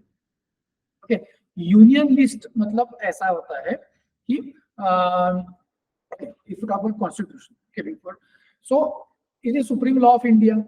ओके, कॉन्स्टिट्यूशन में टोटल 25 पार्ट्स और 48 आर्टिकल्स हैं, 12 शेड्यूल्स है, उसमें there is a 7th schedule. Okay, sorry, forget about 7th. So ये जो power to levy taxes जो है ना, अगर ऐसा कि अगर कॉन्स्टिट्यूशन गवर्नमेंट को टैक्सेस लेवी करने का पावर नहीं देता है तो गवर्नमेंट टैक्स कलेक्ट कर सकता है क्या? नहीं कर सकता। ये कॉन्स्टिट्यूशन ने पावर्स दिए हुए हैं गवर्नमेंट को, इसकी वजह से गवर्नमेंट टैक्स कलेक्ट कर पा रहा है।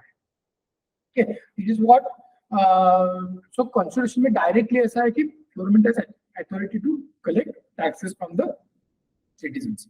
ओके, देयरफॉर अगर कोई भी टैक्सेशन का लॉ या फिर कोई भी टैक्सेशन का एक्ट अगर कॉन्स्टिट्यूशन से कंफर्मिटी नहीं रखता है या कॉन्स्टिट्यूशन के बेसिक गाइडलाइंस को कंफर्म नहीं करता है तो that becomes ultra vires the contribution, sorry not contribution, ultra vires the constitution, और इट बिकम्स अनकॉन्स्टिट्यूशनल। बहुत से हमारे टैक्सेशन लॉ में ऐसे प्रोविजंस है जो सुप्रीम कोर्ट में चैलेंज किए जाते हैं ऑन द ग्राउंड्स कि ये प्रोविजन अनकॉन्स्टिट्यूशनल है।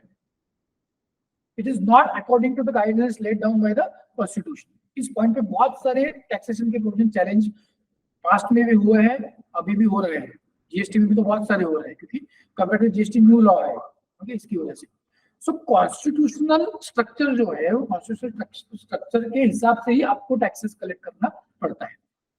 सो इसमें क्या होता है, ये कॉन्स्टिट्यूशनल प्रोविजंस जो थे ना उसकी वजह से प्री जीएसटी रिजिम में बहुत सारे प्रॉब्लम होते हैं। ठीक है, देखिए जीएसटी में हमने एक पॉइंट किसी को पता नहीं कि बहुत सारे टैक्सेस सब्स्यूम हो गए जीएसटी में, जैसे वैट था, सेल्स टैक्स था, एक्साइज ड्यूटी था, वो सब्स्यूम हो गए। ओके, वो क्यों सब्स्यूम हो गए? और ये कॉन्स्टिट्यूशन प्रोविजन बेसिक समझ में आ गया आपको। ओके, तो उसमें ऐसा है कि प्री जीएसटी रिजिम में ये कॉन्स्टिट्यूशनल प्रोविजन इस हिसाब से ड्राफ्ट किए गए थे, उसके कारण प्रॉब्लम क्रिएट हो गए।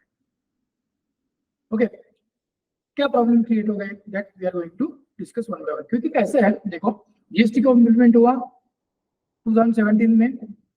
ओके, हमको इंडिपेंडेंस कब मिला? 1947। तो 70 साल तक कोई तो एक सिस्टम था हमारे कंट्री में for collection of indirect taxes, and on one certain day हमने क्या किया, वो पूरा का पूरा सिस्टम जो सेट हुआ था वो थ्रो अवे कर दिया और नया सिस्टम इंप्लीमेंट कर दिया। सो इतना बड़ा, तो ये चेंज कोई छोटा चेंज है क्या? नहीं है, it is called radical change. Okay, gradual change नहीं है, एक पूरा कोई तो थिंग सेट असाइड कर रहे हैं और उसके जगह पर नई थिंग ला रहे हैं। ओके, सो कुछ तो रीजंस उसमें थे कि जिसकी वजह से वो सिस्टम हमें थ्रो अवे करना पड़ा और नया सिस्टम इंप्लीमेंट करने की जरूरत पड़ी। ओके, सो वो अंडरस्टैंड करने की अब हम उस पर थोड़ा सा डिस्कशन करने वाले हैं कि प्री जीएसटी रिजिम के प्रॉब्लम क्या थे कि जिसकी वजह से जीएसटी का इंट्रोडक्शन करना पड़ा। ओके, उसमें से जो कॉन्स्टिट्यूशनल प्रोविजन है ना, ये constitutional provision was a bigger problem, मतलब मेजर हिंड्रेंस जो था और मेजर प्रॉब्लम जो क्रिएट हुए थे प्री जीएसटी रिजिम के जो टैक्सेस थे इंडायरेक्ट टैक्सेस, उसमें उसका एक रीजन था कि कॉन्स्टिट्यूशनल प्रोविजंस। क्या? देखो, legislative authority is needed for collection of taxes, हमने देखा है। ओके, अगर लेजिस्लेटिव अथॉरिटी, कॉन्स्टिट्यूशन अगर अथॉरिटी नहीं देता है गवर्नमेंट को तो टैक्सेस कलेक्ट नहीं किए जा सकते। ओके, तो it is article 265 in the constitution, उसमें ऐसा बोला है कि no taxes shall be levied और collected except by authority of law. Okay, so law की अथॉरिटी अगर नहीं रहती तो आप टैक्सेस कलेक्ट नहीं कर सकते। और ये जो लॉ करने की अथॉरिटी है वो कहाँ से आती है? वो जो हमने बोला ना, यूनियन लिस्ट, स्टेट लिस्ट और कंकरेंट लिस्ट रहता है। ओके, उस यूनियन लिस्ट और स्टेट लिस्ट और कंकरेंट लिस्ट में कुछ कुछ मैटर्स मेंशन किए हैं, उस मैटर्स पे उसके हिसाब से गवर्नमेंट लॉ फ्रेम कर सकती है। इसका मतलब ऐसा है कि अगर atom let's say union list पे मेंशन किया है तो उस मैटर पे लॉ बनाने के जो पावर्स है वो पावर्स एक्सक्लूसिवली सेंट्रल गवर्नमेंट को है, स्टेट गवर्नमेंट को नहीं है। स्टेट गवर्नमेंट इसमें इंटरवीन नहीं कर सकता। सो यूनियन लिस्ट पे जो एटम्स है, those items are the exclusive jurisdiction of central government और यूनियन गवर्नमेंट। सिमिलरली कुछ एटम्स स्टेट लिस्ट में मेंशन किए हुए हैं। ओके, सो स्टेट लिस्ट में मेंशन किए हुए जो एटम्स है उसमें स्टेट गवर्नमेंट का एक्सक्लूसिव जुरिसडिक्शन रहता है। उसके बारे में, उस एटम्स के बारे में और उस मैटर्स में अगर कुछ लॉ बनाना है, कुछ रूल्स बनाना है तो एक्सक्लूसिवली स्टेट गवर्नमेंट वो कर सकता है। सेंट्रल गवर्नमेंट को पावर्स नहीं है उसके ऊपर डिसीजन लेने की। और कुछ एटम्स जो है वो कंकरेंट लिस्ट में मेंशन किए हुए हैं। कंकरेंट मतलब दोनों का साइमल्टेनियस जुरिसडिक्शन रहता है, मतलब उस मैटर्स के बारे में सेंट्रल गवर्नमेंट भी टैक्स लॉ फ्रेम कर सकता है और स्टेट गवर्नमेंट भी लॉ फ्रेम कर सकता है। ओके, फॉर एग्जांपल अगर आप देखोगे, लेट्स से क्या बोल सकते हैं, आपको ये पता है एंट्री टैक्स होता था हमारे इसमें, अगर इसका मतलब अगर आप बाहर के स्टेट से कोई इंटरेस्ट, वैट था पुराने जमाने में। ओके, सो वैट कैसा था कि सेल ऑफ गुड्स पे जो टैक्सेस लेवी होता था उसका नाम था वैट और sales tax. Okay, so sale of goods पे टैक्सेस लेवी करना, ये जो पावर है ना, ये पावर स्टेट लिस्ट में मेंशन था। therefore वैट लेवी करने की पावर किसको थे? Exclusively state government. इसके लिए Maharashtra value added tax, Gujarat value added tax, right, Karnataka value added tax, ऐसे हर एक स्टेट का वैट का लॉ डिफरेंट है। लेकिन इनकम पे टैक्स चार्ज करने के पावर्स है वो यूनियन लिस्ट में मेंशन है, राइट। सो इसके लिए income tax all over India एक ही जैसा कलेक्ट होता है बाय सेंट्रल गवर्नमेंट, बिकॉज वो पावर स्टेट को है ही नहीं, वो पावर सिर्फ सेंट्रल गवर्नमेंट। कंकरेंट लिस्ट में भी कुछ आइटम्स ऐसे रहते हैं, फॉर एग्जांपल अगर कोई नेशनल सिक्योरिटी का मामला हो या फिर ऐसे कुछ आइटम्स है जिसके ऊपर दोनों को काम करना पड़ता है साइमल्टेनियसली, सो वो जो आइटम्स है वो कंकरेंट लिस्ट में मेंशन किए हुए रहेंगे। ओके, सो इसमें क्या होता है, देखो, list 1 is called union list, list 2 is called state list and list 3 जो है वो उसके बोलते हैं कंकरेंट लिस्ट। ओके, सो अगर हम टैक्सेस की बात करें तो जीएसटी से पहले का अब हम बोल रहे हैं, प्री जीएसटी रिजिम में यूनियन लिस्ट में क्या मेंशन था देखो, power to levy taxes on manufacturing of goods other than alcoholic liquor for human consumption. Okay, so liquor for human consumption छोड़ के बाकी सब गुड्स के मैन्युफैक्चरिंग पे टैक्स लेवी करने का पावर किसको था? यूनियन लिस्ट में था, मतलब वो सेंट्रल गवर्नमेंट को था। Okay, next similarly power to levy taxes on services किसको पावर था? That power was with again with central government. Okay, then power to levy taxes on interstate movement of goods. Okay, goods के बारे में ना दो type के movements होते थे, एक इंट्रास्टेट, दूसरा इंटरस्टेट। इंटरस्टेट मतलब क्या है? सेलर एक स्टेट में है, बायर दूसरे स्टेट में है। Okay, so suppose the seller is in Pune and buyer is in Ahmedabad, so it is a interstate, Maharashtra to Gujarat वो मूवमेंट होता है, उसको बोलते हैं इंटरस्टेट मूवमेंट। और इंट्रास्टेट मतलब विद इन, दोनों है विद इन स्टेट में ही है। Okay, so buyer let's say Mumbai का है और सेलर पुणे का है, सो दोनों एक ही स्टेट में है, उसको बोलते हैं इंट्रास्टेट। ओके, सो जो इंटरस्टेट मूवमेंट ऑफ गुड्स था उसके ऊपर टैक्स लेवी करने के पावर अगेन सेंट्रल गवर्नमेंट को थे, जिसको सेंट्रल सेल्स टैक्स बोला करते हैं। ओके, और power to levy many other additional duties, cess etcetera etcetera etcetera, ऐसे बहुत सारे टैक्सेस थे जो लेवी करने के पावर किसको थे? सेंट्रल गवर्नमेंट को। Okay, now power to levy taxes on alcoholic liquor for human consumption. Liquor का excise duty, manufacturing of liquor मतलब लिकर का एक्साइज ड्यूटी को स्टेट एक्साइज ड्यूटी बोलते हैं, वो लेवी करने का पावर किसको था? स्टेट लिस्ट में था, मतलब सेंट्रल स्टेट गवर्नमेंट को था। ओके, इसलिए आप अगर देखोगे लिकर ऐसा आप कहीं पे है ना कि महाराष्ट्र मतलब कुछ स्टेट में लिकर बहुत चीप रेट में मिलता है, कुछ स्टेट में नहीं मिलता है, इसका रीजन क्या है? तो स्टेट गवर्नमेंट की पॉलिसी रहती है।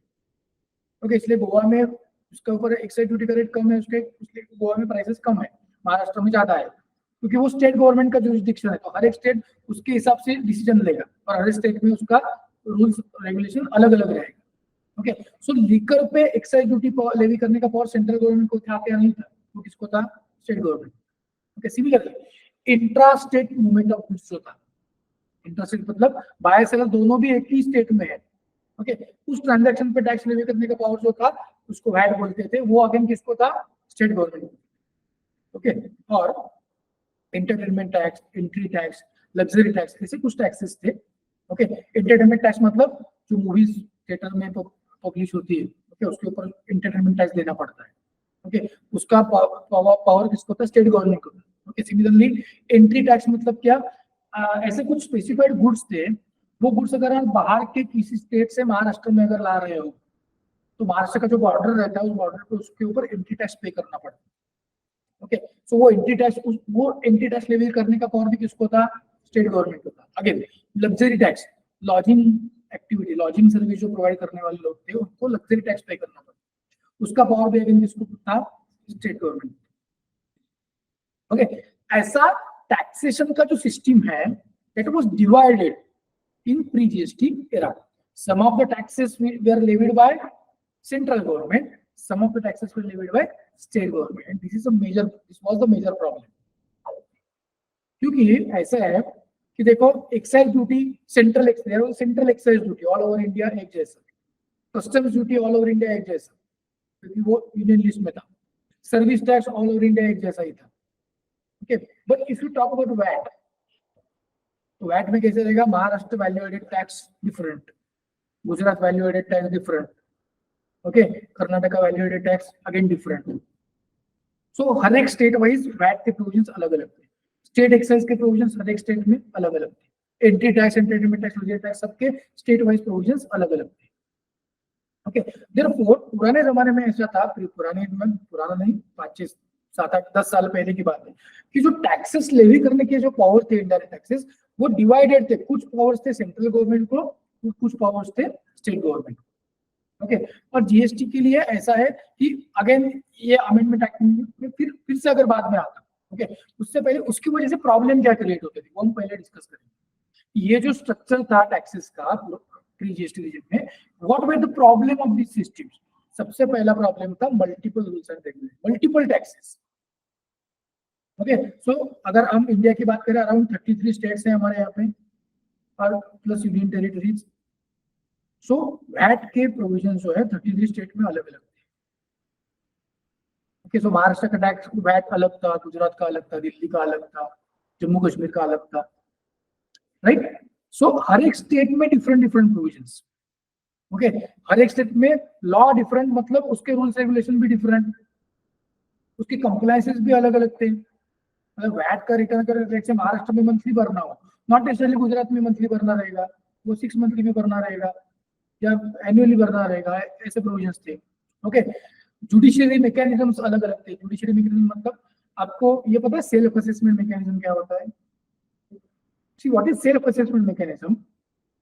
किसी भी टैक्सेस में देखो, इनकम टैक्स का रिटर्न अगर आप फाइल करते हो तो क्या करते हो, आप खुद से ही प्रिपेयर करते हो सब, आपका इनकम कितना है क्या है, आप खुद से ही असेस करते हो कि मेरा इतना इतना इतना इनकम है, मुझे इतना इतना उसके ऊपर टैक्स पे करना है, आपको टैक्स पे करते हैं और रिटर्न फाइल करते हैं। इसको मतलब सेल्फ असेसमेंट। इसका मतलब आपके खुद की टैक्स लायबिलिटी का असेसमेंट आप खुद ही करेंगे और आप गवर्नमेंट को पे करेंगे। गवर्नमेंट हर एक केस में आके वो चेक नहीं करेगा कि आपने मतलब ठीक से भरा या नहीं भरा है। कुछ सिलेक्टिव बेसिस पे वो केसेस सिलेक्ट करते हैं स्क्रूटिनी के लिए और उसका वो वेरिफिकेशन गवर्नमेंट करता है। सिमिलरली जीएसटी में ऐसा रहता है, सेल्फ असेसमेंट है, मतलब आप खुद ही हर महीने को डिसाइड करेंगे कि आपका मतलब डिटरमाइन करेंगे आपका सेल कितना है, आपका परचेस कितना है, आपको कितना जीएसटी पे करना है, वो आप पे कर देंगे और रिटर्न फाइल कर देंगे। उसको बोलते हैं सेल्फ असेसमेंट। और इसमें अगर गवर्नमेंट को कुछ प्रॉब्लम्स दिखते हैं तो गवर्नमेंट उसका स्क्रूटिनी इनिशिएट करता है, वो सब चेक करता है। और अगर उनको ऐसा ध्यान में आता है कि आपने कुछ टैक्स नहीं भरा है तो गवर्नमेंट आपको वो टैक्स आपसे डिमांड करता है। इसको बोलते हैं जुडिशियरी मैकेनिज्म। ओके, अगर वो टैक्स गवर्नमेंट ने डिमांड किया है, अगर आप एग्री है तो आप पे करेंगे और सवाल खत्म हो जाएगा। अगर आप एग्री नहीं करते हैं तो उसके खिलाफ आपको अपील फाइल करना पड़ता है। अगर वो अपील भी आपके अगेंस्ट जाता है तो आपको ट्रिब्यूनल करके जुडिशियरी बॉडी रहती है, वहां पे अपील फाइल करना पड़ेगा, सेकंड अपील उसको। वो भी अगर आपके फेवर में नहीं आता है, आपको अगर वो एक्सेप्टेबल नहीं है तो you can go to high court, अगर वो भी नहीं तो you can go to supreme court. इस सबको कलेक्टिवली हम क्या बोलते हैं? Judiciary mechanism. So judiciary mechanism भी अलग अलग था। ओके, और इसकी वजह से प्रॉब्लम क्या होता था? Suppose take the example of let's say Tata Motors. Okay, Tata Motors का हमारे पिंपरी में बहुत बड़ा प्लांट है, पता है आपको। ओके, उसके बाद टाटा मोटर्स का धारवाड़ में प्लांट है कर्नाटका में, जहाँ पे उनका बस मैन्युफैक्चरिंग का जो एक्टिविटी वो वहाँ पे चलता है बहुत बड़ा। उसके बाद उनका गुजरात में भी एक प्लांट है, ओके, जहाँ पे वो नैनो पुराने जमाने में मैन्युफैक्चर होती थी, अब और अदर होती रहेंगी। ऐसे एक टाटा मोटर्स, ऐसे कुछ कंपनी का एग्जांपल हम लेते हैं कि जिस कंपनी का हर एक स्टेट में बोलो ऑफिस है। ऐसा होता है ना, बैंकों का एग्जांपल लेते हैं। बैंक का कैसे रहता है? हेड ऑफिस है मुंबई में, लेकिन ब्रांच तो हर एक स्टेट में रहते हैं। सो पुराने जमाने में क्या होता रहेगा? उनका सर्विस टैक्स पूरे देश में एक जैसा ही भरना है, लेकिन कुछ वैट का लायबिलिटी बनता है तो महाराष्ट्र का रूल अलग, गुजरात का रूल अलग, कर्नाटका का अलग, दिल्ली का अलग। तो कितने कंप्लायंसेस करेगा एक पर्सन? तो वो धंधा कब करेगा और कंप्लायंस कब करेगा? प्रॉब्लम था। और अगर ऐसे होता है कि देखिए हर एक स्टेट का अगर रूल रेगुलेशन डिफरेंट हो तो हर एक स्टेट में वो जीएसटी का रिटर्न भरने के लिए अलग अलग बंदा अपॉइंट करो, अलग अलग कंसल्टेंट अपॉइंट करो, उस वैट का नॉलेज रहने वाला उसका कोई एम्प्लॉय अपॉइंट करो, उसको पूरे साल भर की सैलरी दो, कंसल्टेंट की फीस दो। मतलब ये जो बर्डन है कंपनीज का कितना बढ़ जाता था पूरा, it was a problem. Okay, इसकी वजह से लोग क्या करते हैं कि इंडिया में बिजनेस नहीं करना है हमें। क्यों? क्योंकि ये इतना कॉम्प्लिकेटेड सिस्टम है, तो better we will avoid India, हम we will give some go somewhere else and we will do the business. So business, ये जो कंप्लायंस बर्डन था वो बहुत ज्यादा था पुराने जमाने में, because of multiplicity of taxes. Because of what? Multiplicity, तो मल्टीपल टैक्सेस होने की वजह से ही इतने प्रॉब्लम्स क्रिएट हो रहे हैं। ओके, सो इसके लिए बहुत कॉम्प्लिकेटेड कंप्लायंसेस थे। और मान लो अगर ऐसा है कि महाराष्ट्र में कोई मेरी डिमांड रेज होती है कोई टैक्स की, तो महाराष्ट्र के रूल्स डिफरेंट है अपील करने के या फिर ऐसे जुडिशियल मैकेनिज्म। गुजरात में डिमांड है तो गुजरात का अलग है, और अगर लेट से दिल्ली में होता है दिल्ली का अलग है। कितनी जगह पे मैं कंप्लायंसेस करूँ? That was a major problem. Okay, and two other bigger issues where no free flow of credit and cascading of taxes. हमने एक पॉइंट बोला था, हम बाद में डिस्कस करेंगे कैस्केडिंग ऑफ टैक्सेस क्या होता है। ओके, सो ये दो पॉइंट के बारे में अभी हम डिस्कस करेंगे। What is not free, no free flow of credit मतलब क्या होता था, तो कैस्केडिंग ऑफ टैक्सेस मतलब क्या है। दो पॉइंट के लिए हमारे पास again there is example. Okay, जो हमारा पुराना एग्जाम्पल था वही हम कंटिन्यू कर रहे हैं विथ सम ट्विस्ट। क्या हो रहा है देखो, मैन्युफैक्चरर 100 रुपीज को गुड सेल कर रहा है। अब देखिए एक्साइज ड्यूटी था हमारे यहाँ पे जीएसटी आने से पहले, एक्साइज ड्यूटी किस पे था, मैन्युफैक्चर ऑफ गुड्स पे excise duty, right. So since is a manufacturer he was liable for excise duty, so he will charge 10 rupees excise duty on that. Okay, so 100 plus 10 it becomes 110। और VAT का rule ऐसा था registration में कि basic price में excise duty मिला के जो आपका वैल्यू आ रहा है उसके ऊपर आपको वैट देना है। तो 100 रुपीज मेरे गुड्स की प्राइस आ गई, उसके ऊपर 10 रुपीज का एक्साइज ड्यूटी आ गया, सो इट बिकम्स 110। सो 110 पे मेरा वैट आएगा 11 रुपए का, राइट। और मैंने 121 रुपए को ये गुड्स होलसेलर को बेच दी। पहले एग्जांपल में कितने को बेचते थे, 110 रुपए में। अभी मतलब जीएसटी का एग्जांपल दिखाया उसमें कितने को बेचते थे, 110 रुपए में। इसमें कितना आ गया, 121 रुपए आ गया। ओके, सिमिलरली अब देखो कि सपोज उसने कुछ रॉ मटेरियल परचेस किया 80 रुपए का, ओके, और वो परचेस करते समय भी उसने एक्साइज ड्यूटी पे किया है और वैट भी पे किया है। ओके, 8 रुपए का एक्साइज ड्यूटी, 8.80 का योर वैट, सो 96.80। अब क्या होता था देखो, एक्साइज ड्यूटी सेंट्रल गवर्नमेंट का था, ओके, वैट किसका था, स्टेट गवर्नमेंट का था। सो ऐसा था कि मैं एक्साइज ड्यूटी जो परचेस पे मैंने पे किया है उसका क्रेडिट मुझे सिर्फ एक्साइज ड्यूटी के अगेंस्ट मिलता था। परचेस पे मैंने जो वैट पे किया है वो वैट का क्रेडिट मुझे एक्साइज ड्यूटी के अगेंस्ट नहीं मिलता था, सिर्फ वैट के अगेंस्ट ही मिलता था, क्योंकि दोनों वैट है तो सेट ऑफ अलाउड है, एक्साइज है तो सेट ऑफ अलाउड है। तो उसमें कैसा हुआ, मैन्युफैक्चरर ने देखो ये 10 रुपए एक्साइज ड्यूटी का माइनस 8 रुपए परचेस पे किया हुआ excise duty, so how much ये एक्साइज ड्यूटी उसने पे किया, 2 रुपए का पे किया। सिमिलरली 11 रुपए सेल का वैट है, 8.80 परचेस का वैट है, उसने कितना वैट पे किया, 2.20 वैट पे किया। ये समझ में आ गया सबको? ओके, प्रॉब्लम कहाँ पे है, प्रॉब्लम इस होलसेलर के स्टेज से है। क्या प्रॉब्लम है, देखिए होलसेलर के स्टेज में क्या होता है, ये जो एक्साइज ड्यूटी था ना पुराने जमाने में, वो एक्साइज ड्यूटी सिर्फ मैन्युफैक्चरिंग पे ही एप्लीकेबल था। ओके, ये जो होलसेलर बंदा है वो क्या है, he is a trader, he is not manufacturer. वो कुछ मैन्युफैक्चर कर रहा है क्या, नहीं कर रहा है, वो सिर्फ मैन्युफैक्चर से बाय कर रहा है और वैसे का वैसा आगे सेल कर रहा है, so just trading that. Okay, so trading activity is different from manufacturing. Okay, उसकी वजह से क्या होता था कि because he is not a manufacturer वो एक्साइज ड्यूटी के लिए लायबल नहीं था। लेकिन जब ये होलसेलर ये मैन्युफैक्चरर से गुड्स बाय करता है उस टाइम पे तो उसने 10 रुपए एक्साइज ड्यूटी दिया है उसको ऑलरेडी। मैन्युफैक्चरर ने क्या किया, 10 रुपए कलेक्ट किया रहेगा ना उससे और गवर्नमेंट को पे किया है। ओके, तो ऐसा है कि मैंने परचेस करते टाइम को तो एक्साइज ड्यूटी पे कर दिया 10 रुपए, लेकिन सेल पे मेरे एक्साइज ड्यूटी की लायबिलिटी नहीं बन रही है। तो ये जो एक्साइज ड्यूटी है मैं ऑफसेट किसके अगेंस्ट करूं, कुछ था क्या मेरे पास ऑफसेट करने के लिए, नहीं था, राइट। जीएसटी में क्या होता है, जो कुछ भी मैं परचेस पे करता हूँ वो पूरा का पूरा ऑफसेट होता है मेरे सेल के आगे। इसमें ऐसा है कि एक्साइज ड्यूटी का क्रेडिट मैन्युफैक्चरिंग स्टेज से आगे अलाउड ही नहीं था ओल्ड रीजन, मतलब प्री जीएसटी रीजन में। इसलिए देखिए अब क्या हो रहा है, होलसेल की कॉस्ट कितनी होती है, 110 रुपए की होती है, क्योंकि ये 10 रुपए जो है वो क्रेडिटेबल नहीं है। ओके, जीएसटी के एग्जांपल में क्या, हमने इसकी कॉस्ट 100 रुपए ही पकड़ी थी। Have you understood? 100 रुपए क्यों लिया था, क्योंकि ये 10 रुपए जो परचेस पे उसने पे किया वो क्रेडिटेबल था। यहाँ पे एक्साइज ड्यूटी का क्रेडिट मुझे नहीं मिल रहा है, इसलिए मेरा कॉस्ट कितना होता है 110। अब मैं मार्जिन 100 रुपए पे नहीं लूंगा, मैंने मार्जिन किस पे कैलकुलेट करूंगा, 110 पे 10% से मार्जिन आएगा मेरा। सो मेरा सेल प्राइस होलसेलर का कितना होता है 121। ठीक है, उसके ऊपर एक्साइज ड्यूटी तो नहीं आ रही है मेरी कुछ, लेकिन वैट तो आएगा। तो 121 रुपए पे 12.10% मेरा वैट आ जाता है। मैंने परचेस पे जो वैट ये पे किया है ना 11 रुपीज का, उसका क्रेडिट मुझे मिलता है कि वैट का क्रेडिट वैट के अगेंस्ट अलाउड था। ओके, सो मुझे 11 रुपए का क्रेडिट मिल गया और मैंने क्या किया, 1.10 गवर्नमेंट को पे कर दिया। सिमिलरली रिटेल के स्टेज में भी ऐसा ही हो, उसको क्या, उसने जो 12.10 का वैट पे किया है उसका क्रेडिट उसको मिल जाएगा, राइट। और सेल पे 133 उसका कैसे 121 पे 10% ऐड करके, सो इट बिकम्स 133.10, उसके ऊपर वो वैट पे करेगा और वो गवर्नमेंट को भर देगा। अब क्या होता है देखिए, no free flow of credit का मतलब क्या कि सेंट्रल गवर्नमेंट के जो टैक्सेस थे उसका क्रेडिट मुझे स्टेट गवर्नमेंट के लायबिलिटी केस नहीं मिलता था।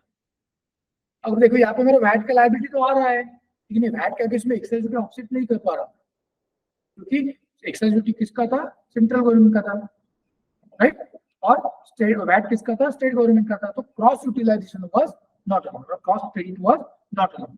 सो no free flow of credit, इसका मतलब ये है कि मैं जो परचेस पे टैक्सेस पे कर रहा हूं उसका फ्रीली क्रेडिट मुझे नहीं मिल रहा है। इसकी वजह से क्या होता है, देखिए कि जो गुड्स हमारे पहले वाले एग्जांपल में फाइनल कंज्यूमर को 133 रुपये में मिलता था, वो कितने रुपए में मिल रहा है, 146 रुपीज को मिल रहा था उस जमाने में, प्री जीएसटी रेजिम। मतलब अल्टीमेटली ज्यादा प्राइस किसको पे करना पड़ता था, कंज्यूमर को पे करना पड़ता, क्योंकि कैसे देखो मैन्युफैक्चर, होलसेल, रिटेलर, ये जो तीन लोग हैं वो खुद के पॉकेट से कुछ नहीं भर रहे गवर्नमेंट, वो सामने वाले से कलेक्ट कर रहे हैं और पे कर रहे हैं।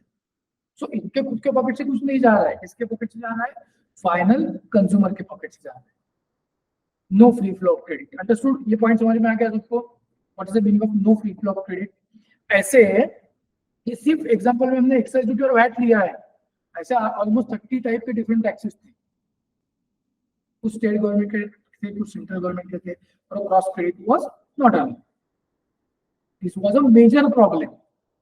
इसकी वजह से क्या होता है, मेरा कॉस्ट बढ़ता है, राइट ना। अगर कैसा है कि मुझे अगर ये 10 रुपए का क्रेडिट मिल जाता है एक्साइज ड्यूटी का, तो मेरा कॉस्ट नहीं बनता ना, मेरा कॉस्ट 100 रुपीज रह जाता, वो 110 रुपए। अगर कैसा है, अगर मेरा कॉस्ट बढ़ता है तो अल्टीमेटली मेरा सेलिंग प्राइस भी बढ़ेगा। फिर मैं सेलिंग प्राइस इंक्रीजेस, मेरा प्रोडक्ट जो है वो मार्केट में कॉम्पिटिटिव नहीं रहता। अगर कोई एक्सपोर्टर रहेगा और अगर उसको उससे क्रेडिट नहीं मिलता तो उसका क्या होगा, प्राइस बढ़ेगा ना जो सेल करेगा उसके ऊपर, और अगर मैं ज्यादा प्राइस में बेच रहा हूँ तो मैं कॉम्पीट नहीं कर सकता international market, it's a problem. तो क्रेडिट ना मिलने की वजह से ये हो रहा है। ओके, ये समझ में आ गया सबको। No free flow of credit मतलब क्या, ये जो हमारा पॉइंट है, no free flow of credit, understood everyone. Now what is cascading of taxes, पता है किसको, कैस्केडिंग ऑफ टैक्सेस किसको बोलते हैं, टैक्स ऑन टैक्स, मतलब टैक्स पे फिर से टैक्स चार्ज होना है। कैसे, क्या देखिए, 100 रुपीज मैन्युफैक्चर का सेलिंग प्राइस है, उस पर एक्साइज ड्यूटी ऐड हो गया 10 रुपए का, सो प्राइस बिकम्स 110।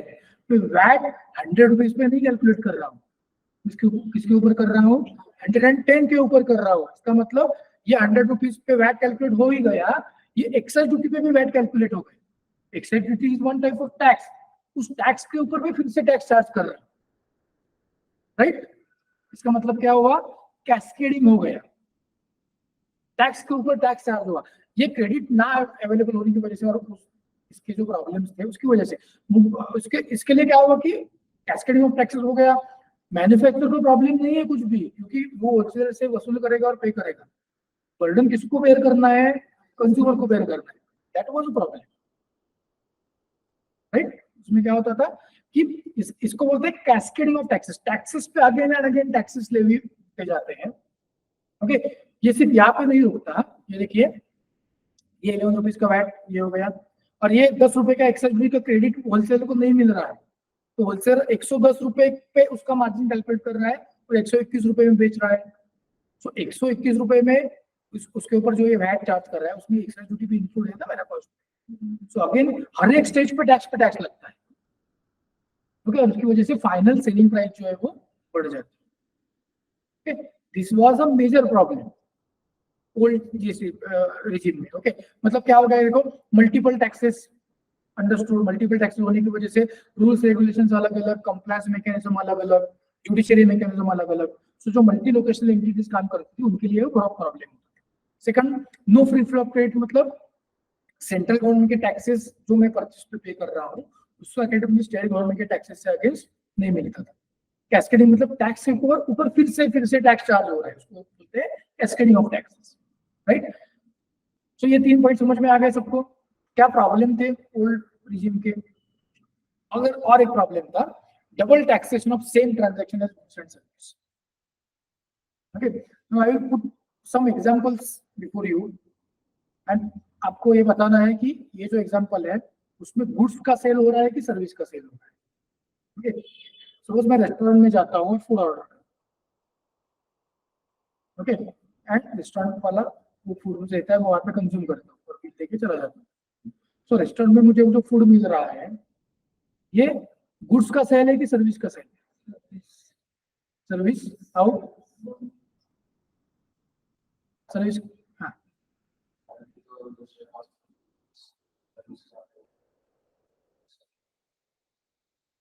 स्केप कसली सर्विस, ओके, म्हणजे गुड तयार करायची सर्विस प्रोव्हाइड करतो, खाना बनवायची सर्विस, ओके. मग आता एक आपण अशी हे घेऊया की मी बिस्किटचं पॅकेट विकत घेतलं, ते सुद्धा कोणीतरी बनवलेलंच आहे ना माझ्या, ती सर्विस आहे का? ओके, वेटर आणून सर्व करतो तिथे, ओके, हा, ओके, ते ठीक आहे, वेटर आणून आपल्याला सर्व करतो, ओके, त्याच्यामुळे ती सर्व्हिस होईल, बरोबर. त्यांच्या हॉटेलमध्ये आपल्याला ॲम्बियन्स प्रोव्हाइड करतात, ओके, चांगलं मस्त म्युझिक लावलेलं असतं, एसी ॲम्बियन्स असतो, ते काय ते तिथे सगळे लाईट्स वगैरे लावलेले असतात, ते ॲम्बियन्स ते सगळं आपल्याला सर्व्हिस प्रोव्हाइड करतात. So restaurant is a, okay. Now let's slightly change the example कि व्हाट, मैं रेस्टोरेंट में जाता हूँ और टेक अवे के अंदर गुड्स परचेज करते हैं. I am not sitting in the restaurant and eating some, I am, मी पार्सल विकत घेतलं हॉटेलमध्ये कटलेले आयटम, मग त्याला तुम्ही गुड्स म्हणणार का सर्व्हिस म्हणणार?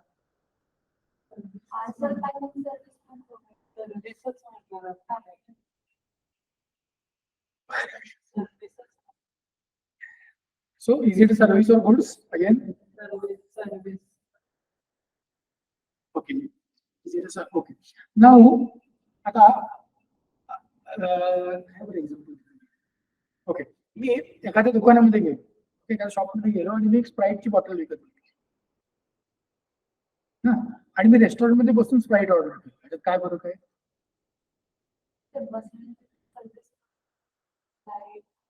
ओके, ठीक आहे, ओके, पण मग त्याच्यामध्ये स्प्राईट हे तर गुड्स आहे ना, गुड्स पण आहे आणि सर्व्हिस पण आहे, ओके. हेच व्हायचं जुन्या प्री जीएसटी रिजन मध्ये, कारण कसं आहे का, गुड्स वरचा टॅक्स लावायची पॉवर आहे स्टेट गव्हर्नमेंटला आणि सर्व्हिसवर टॅक्स लावायची पॉवर आहे सेंट्रल गव्हर्नमेंट. मग एखाद्या असे काही गुड्स होते, असे काही ट्रान्झॅक्शन होते की त्याला गुड्स म्हणायचं का सर्व्हिस म्हणायचा प्रॉब्लेम आहे मोठा, ओके. मग काय व्हायचं, सेंट्रल गव्हर्नमेंट म्हणायची ही सर्व्हिस आहे म्हणून तुम्ही याच्यावर सर्व्हिस टॅक्स पे करा. And what state government used to say, it is sale of goods, so you pay VAT on that. So what did seller do की उगाच कटकट नको, आम्ही VAT पण भरतो आणि service. There was a double taxation of same transaction. They used to pay VAT also, they used to pay service tax also. Let's take another example. There is a builder and he's building some house for a customer. So is he providing goods or services?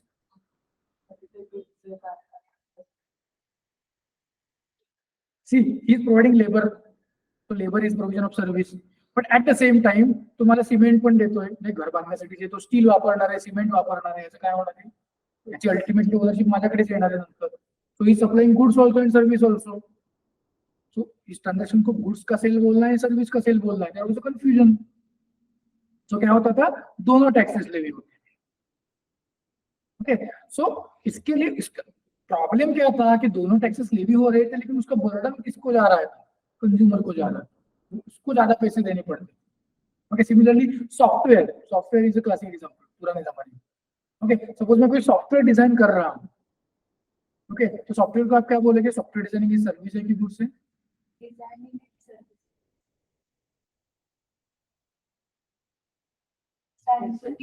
C there are, let's take example कि suppose कोई customer मेरे पास आता है, उसके customise needs के हिसाब से मैं उसको सॉफ्टवेयर बना के देता हूँ, ये सर्विस है.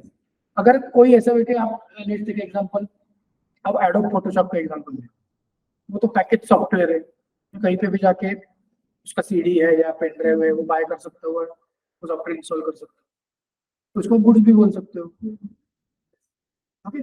सो प्रॉब्लम है कि सॉफ्टवेयर एक्टिविटी तो एक ही है, उसको गुड्स बोलना है कि सर्विस बोलना है. ये प्री जीएसटी रिजन में बहुत बड़ा प्रॉब्लम था, इसकी वजह से दोनों टैक्सेस एक ही ट्रांजैक्शन पे लगते थे, ओके. तो रेस्टोरेंट पे वैट भी लगता था और सर्विस टैक्स भी लगता था, कंस्ट्रक्शन एक्टिविटी पे वैट भी लगता था, सर्विस टैक्स भी लगता था. Similarly for software services also. Okay, ये एक बहुत बड़ा प्रॉब्लम था कि एक ही ट्रांजैक्शन दो बार टैक्स हो रहा है और फाइनल कंज्यूमर पे बर्डन ज्यादा का आ रहा है। ओके, तो ये एक पुराने सिस्टम का बहुत बड़ा प्रॉब्लम था और इसकी वजह से क्या होता है, division of country into multiple markets. देखने में तो India is a country, but इस कंट्री में कैसा है, हर एक स्टेट का रूल्स रेगुलेशंस अलग है, हर एक स्टेट का मार्केट अलग है। तो इसकी वजह से अगर बिजनेसमैन आता है और उसको अगर बिजनेस करना है इंडिया में, तो it was very much difficult due to this indirect taxes. जैसे मैंने बोला कि अगर मान लो 30 स्टेट्स में मेरा ऑफिसेस है, मुझे 30 स्टेट के वैट का कंप्लायंस अलग अलग से करना है, राइट। एक्साइज का कंप्लायंस एक जैसा ही है, सर्विस टैक्स एक जैसा ही, वो बहुत बड़ा प्रॉब्लम होता था। लेकिन ये जो प्रॉब्लम है ये multiple taxes, no free flow of credit and cascading of taxes, ये जो थिंग्स थे, these were the biggest problems of old indirect tax regime और pre GST indirect tax regime। so ये सब जो प्रॉब्लम्स है, ये प्रॉब्लम्स ओवरकम करने के लिए ही हमने क्या किया है, वो पुराना सिस्टम थ्रो अवे कर दिया और जीएसटी इंप्लीमेंट कर दिया। एग्जाम में ये शॉर्ट नोट्स के लिए पूछा जाता है, what were the deficiencies of old और pre GST indirect tax regime। Okay, और एक क्वेश्चन आता है कि what are the benefits of GST. दोनों का आंसर एक ही है। अगर क्वेश्चन आता है कि what were the deficiencies of indirect tax, ये सब आपको पॉइंट नेगेटिव में लिखना है। अगर आता है कि what were the benefits of GST, ये सब पॉजिटिव करना है, लिखना है। ओके, अगर मल्टीपल टैक्सेस डेफिशिएंसी में लिखोगे तो जीएसटी में क्या लिखना है, one nation one tax, right. No free flow of credit, अगर उसका डेफिशिएंसी है तो इसका बेनिफिट क्या है, फ्री फ्लो ऑफ क्रेडिट, और उसके हिसाब से आपको वर्डिंग चेंज करना है। Okay? तो ये सारे प्रॉब्लम्स थे, ये प्रॉब्लम ओवरकम करने के लिए हमने क्या किया, प्री जीएसटी का जो रिजिम था वो थ्रो अवे कर दिया और न्यू रिजिम और जो जीएसटी का रिजिम है वो इम्प्लीमेंट कर दिया। अब ये सब प्रॉब्लम्स किसकी वजह से क्रिएट हो रहे थे, मल्टीपल टैक्सेस की वजह से हो रहे, और मल्टीपल टैक्सेस की वजह से थे because of those constitutional structure, कि कुछ पावर सेंट्रल को है, कुछ पावर स्टेट को है। तो इसके लिए अगर मुझे पूरे देश में एक जैसा ही सिस्टम अगर लाना पड़ता तो मुझे सबसे पहले जाके कॉन्स्टिट्यूशन अमेंड करना जरूरी था। अगर कॉन्स्टिट्यूशन पावर नहीं देता पूरे देश में जैसे टैक्स लगाने की, तो कैसे लगा सकता है गवर्नमेंट, नहीं कर सकता। इसके लिए ये जीएसटी इंप्लीमेंट करने में बहुत बड़ा हिंड्रेंस जो था वो क्या था, कॉन्स्टिट्यूशनल अमेंडमेंट था। तो गवर्नमेंट ने क्या किया, ये जो था ना, स्टेट लिस्ट में कुछ एटम्स, यूनियन लिस्ट में कुछ एटम्स, उन्होंने क्या किया, ये जो एंट्रीज है वो एंट्रीज यूनियन लिस्ट में और स्टेट लिस्ट में से डिलीट कर दी, और उन्होंने क्या किया, power to levy taxes on goods and services, ये उन्होंने कंकरेंट लिस्ट में ऐड कर दिया। They added new article 246A, जिसमें उन्होंने क्या बोला कि parliament has exclusive powers to make laws with respect to goods and service tax of, तो उन्होंने क्या किया कि जीएसटी लेवी करने के जो पावर्स है, गुड्स एंड सर्विस पे टैक्स लेवी करने के जो पावर्स है, तो पूरे के पूरे पावर्स उन्होंने कहाँ डाल दिए, कंकरेंट लिस्ट में डाल दिया। उसकी वजह से सेंट्रल गवर्नमेंट और स्टेट गवर्नमेंट दोनों को साइमल्टेनियस जुरिडिक्शन मिल गया फॉर लेवी ऑफ जीएसटी। और ये होने के बाद हमारे यहाँ पे क्या हो गया, फाइनली जीएसटी इंप्लीमेंट हो गया। तो ये सब सबको अंडरस्टूड हो गया कि why constitutional amendment was necessary, क्या प्रॉब्लम्स आ रहे थे, ओल्ड सिस्टम के क्या प्रॉब्लम्स थे। Has everyone understood? Okay, कुछ डाउट्स इसमें? ओके, ठीक है। सो ये होने के बाद क्या हो गया कि जो कुछ सेंट्रल टैक्सेस थे हमारे यहाँ, okay, central excise duty, additional excise duty, service tax, excise duty on medicinal preparations, CVD मतलब काउंटर वेलिंग ड्यूटी करके अलग सा टैक्स होता था, special countervailing duty, central sales tax, central surcharges, ये सब सेंट्रल गवर्नमेंट के टैक्सेस थे। और स्टेट गवर्नमेंट के कौन से टैक्सेस थे, state surcharges, entertainment tax, lottery betting gambling का tax, entry tax, VAT, sales tax, luxury tax, advertisement tax, ये सब टैक्सेस। तो सेंट्रल के सब टैक्सेस, स्टेट के सब टैक्सेस उन्होंने मर्ज किए, सबस्यूम किए, और क्या इंप्लीमेंट किया, जीएसटी इंप्लीमेंट किया। तो ऐसे around 30 type of different taxes were there in GST regime. So all these were subsumed under GST. Subsume करते वक्त उन्होंने क्या किया, जो सेंट्रल गवर्नमेंट के टैक्सेस थे वो इकट्ठा कर दिया और उसको नाम दिया central goods and service tax, CGST. Okay, जो स्टेट गवर्नमेंट के टैक्सेस थे वो सब उन्होंने इकट्ठा कर दिए और उसको बोल दिया SGST, that is state GST. और ये जो सेंट्रल सेल्स टैक्स करके एक था, मैंने बोला आपको इंटरस्टेट गुड्स का सेल अगर होता है तो उसके ऊपर सेंट्रल गुड्स एंड सॉरी उसके ऊपर सेंट्रल सेल्स टैक्स लेवी होता था प्री जीएसटी रीजन में। तो सेंट्रल सेल्स टैक्स जो था वो रिप्लेस हो गया बाय इंटीग्रेटेड जीएसटी, आईजीएसटी। तो जीएसटी में क्या आ गया, सीजीएसटी, सेंट्रल के टैक्सेस मर्ज हो गए सीजीएसटी। तो ये लिस्ट आपको याद रखना है, उसमें आता है कि name any 4 central taxes which were merged as CGST. तो आपको ये पता रहना चाहिए कि सेंट्रल गवर्नमेंट के कौन से टैक्सेस, ओके, स्टेट गवर्नमेंट के कौन से टैक्सेस, वो सबसे होके तो क्या आ गया, सेंट्रल गवर्नमेंट के टैक्सेस की जगह पे आ गया सीजीएसटी। स्टेट गवर्नमेंट के टैक्सेस की जगह पे क्या आ गया, जहाँ पे स्टेट है वहां पे स्टेट जीएसटी आ गया, जहाँ पे यूनियन टेरिटरी है यहाँ पे आ गया UT GST, union territory GST. और जो सेंट्रल सेल्स टैक्स था which was applicable on interstate supply of goods and service, उसके जगह पे कौन सा टैक्स रिलीज हुआ, आईजीएसटी, इंटीग्रेटेड जीएसटी। तो ऐसा हमने ये सब टैक्सेस मर्ज करके जीएसटी करके एक नया सिस्टम बना दिया। तो उसके वजह से क्या हो गया कि जीएसटी का फ्रेमवर्क अब कैसे है क्विकली हम देखेंगे। GST is a destination based consumption tax. What is this? Does anyone know what is destination based consumption tax? देखिए टैक्सेशन के ना इंडिया टैक्स में 2 अप्रोचेस होते हैं, एक को बोलते हैं ओरिजिन बेस्ड टैक्सेशन, दूसरे को बोलते हैं destination based tax. Origin based taxation मतलब सपोज अगर कोई गुड्स लेट से महाराष्ट्र में मैन्युफैक्चर हो रहा है तो it is originated in Maharashtra, तो उस गुड्स के ऊपर या सर्विस के ऊपर जो टैक्स है वो टैक्स महाराष्ट्र गवर्नमेंट को मिलना चाहिए। अगर कोई गुड्स गुजरात में मैन्युफैक्चर होता है तो गुजरात को मिलना चाहिए, ओके। अगर लेट से कोई तमिलनाडु में मैन्युफैक्चर होता है तो तमिलनाडु गवर्नमेंट को उसका टैक्स मिलना है, उसको बोलते हैं ओरिजिन बेस्ड टैक्स। उसके एग्जैक्ट अपोजिट है डेस्टिनेशन बेस्ड टैक्स। इसका मतलब जिस स्टेट में गुड्स का कंजम्पशन होगा उस स्टेट को उसका रेवेन्यू मिलेगा। अगर महाराष्ट्र में गुड मैन्युफैक्चर हो रहा है और वो लेट से दिल्ली में कंज्यूम हो रहा है तो उस गुड्स का और सर्विस के ऊपर का जो टैक्स है वो किसको मिलना चाहिए, दिल्ली गवर्नमेंट को मिलना चाहिए, ओके। ये अप्रोच है जीएसटी के, तो उसको क्या बोलते हैं, destination based consumption tax, okay. ये पॉइंट समझ में आ गया। Next, in India specifically what we have done कि we have adopted dual model of GST.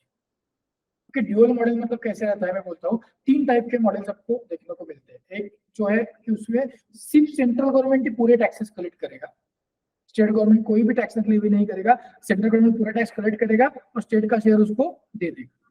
इसको क्या बोलते हैं, एक मॉडल जिसमें exclusively central government tax levy करता है। दूसरा है कि सेंट्रल गवर्नमेंट का टैक्स ही नहीं है कोई, स्टेट गवर्नमेंट सब टैक्सेस कलेक्ट करेंगे और सेंट्रल को उसका कुछ शेयर है वो दे देंगे। और तीसरा जो है वो ड्यूअल है, जिसमें सेंट्रल और स्टेट दोनों एक ही ट्रांजैक्शन पे टैक्स लेवी करते हैं, राइट। क्योंकि हमारे यहाँ पे ऐसा है कि बिकॉज इनिशियली जो मैंने बोला ना 2003 में एक जीएसटी का रिकमेंडेशन आया था, उसमें जो जीएसटी का मॉडल प्रपोज किया था वो ड्यूअल मॉडल नहीं था। उसमें ऐसा था कि let the central government collect the taxes and distribute them among the states. लेकिन उसको स्टेट्स ने बहुत बड़ा अपोज कर लिया उस टाइम, क्योंकि वो बोलते थे सेंट्रल में दूसरा पार्टी का गवर्नमेंट है, हमारे स्टेट में अलग है, उसने पैसे नहीं दिया तो क्या करेंगे। और वो कैसे कि कॉन्स्टिट्यूशनल अमेंडमेंट जो करना था ना, वो कॉन्स्टिट्यूशनल अमेंडमेंट के लिए सबको राजी करने के लिए बहुत सारे कॉम्प्रोमाइजेस करने पड़े उस टाइम।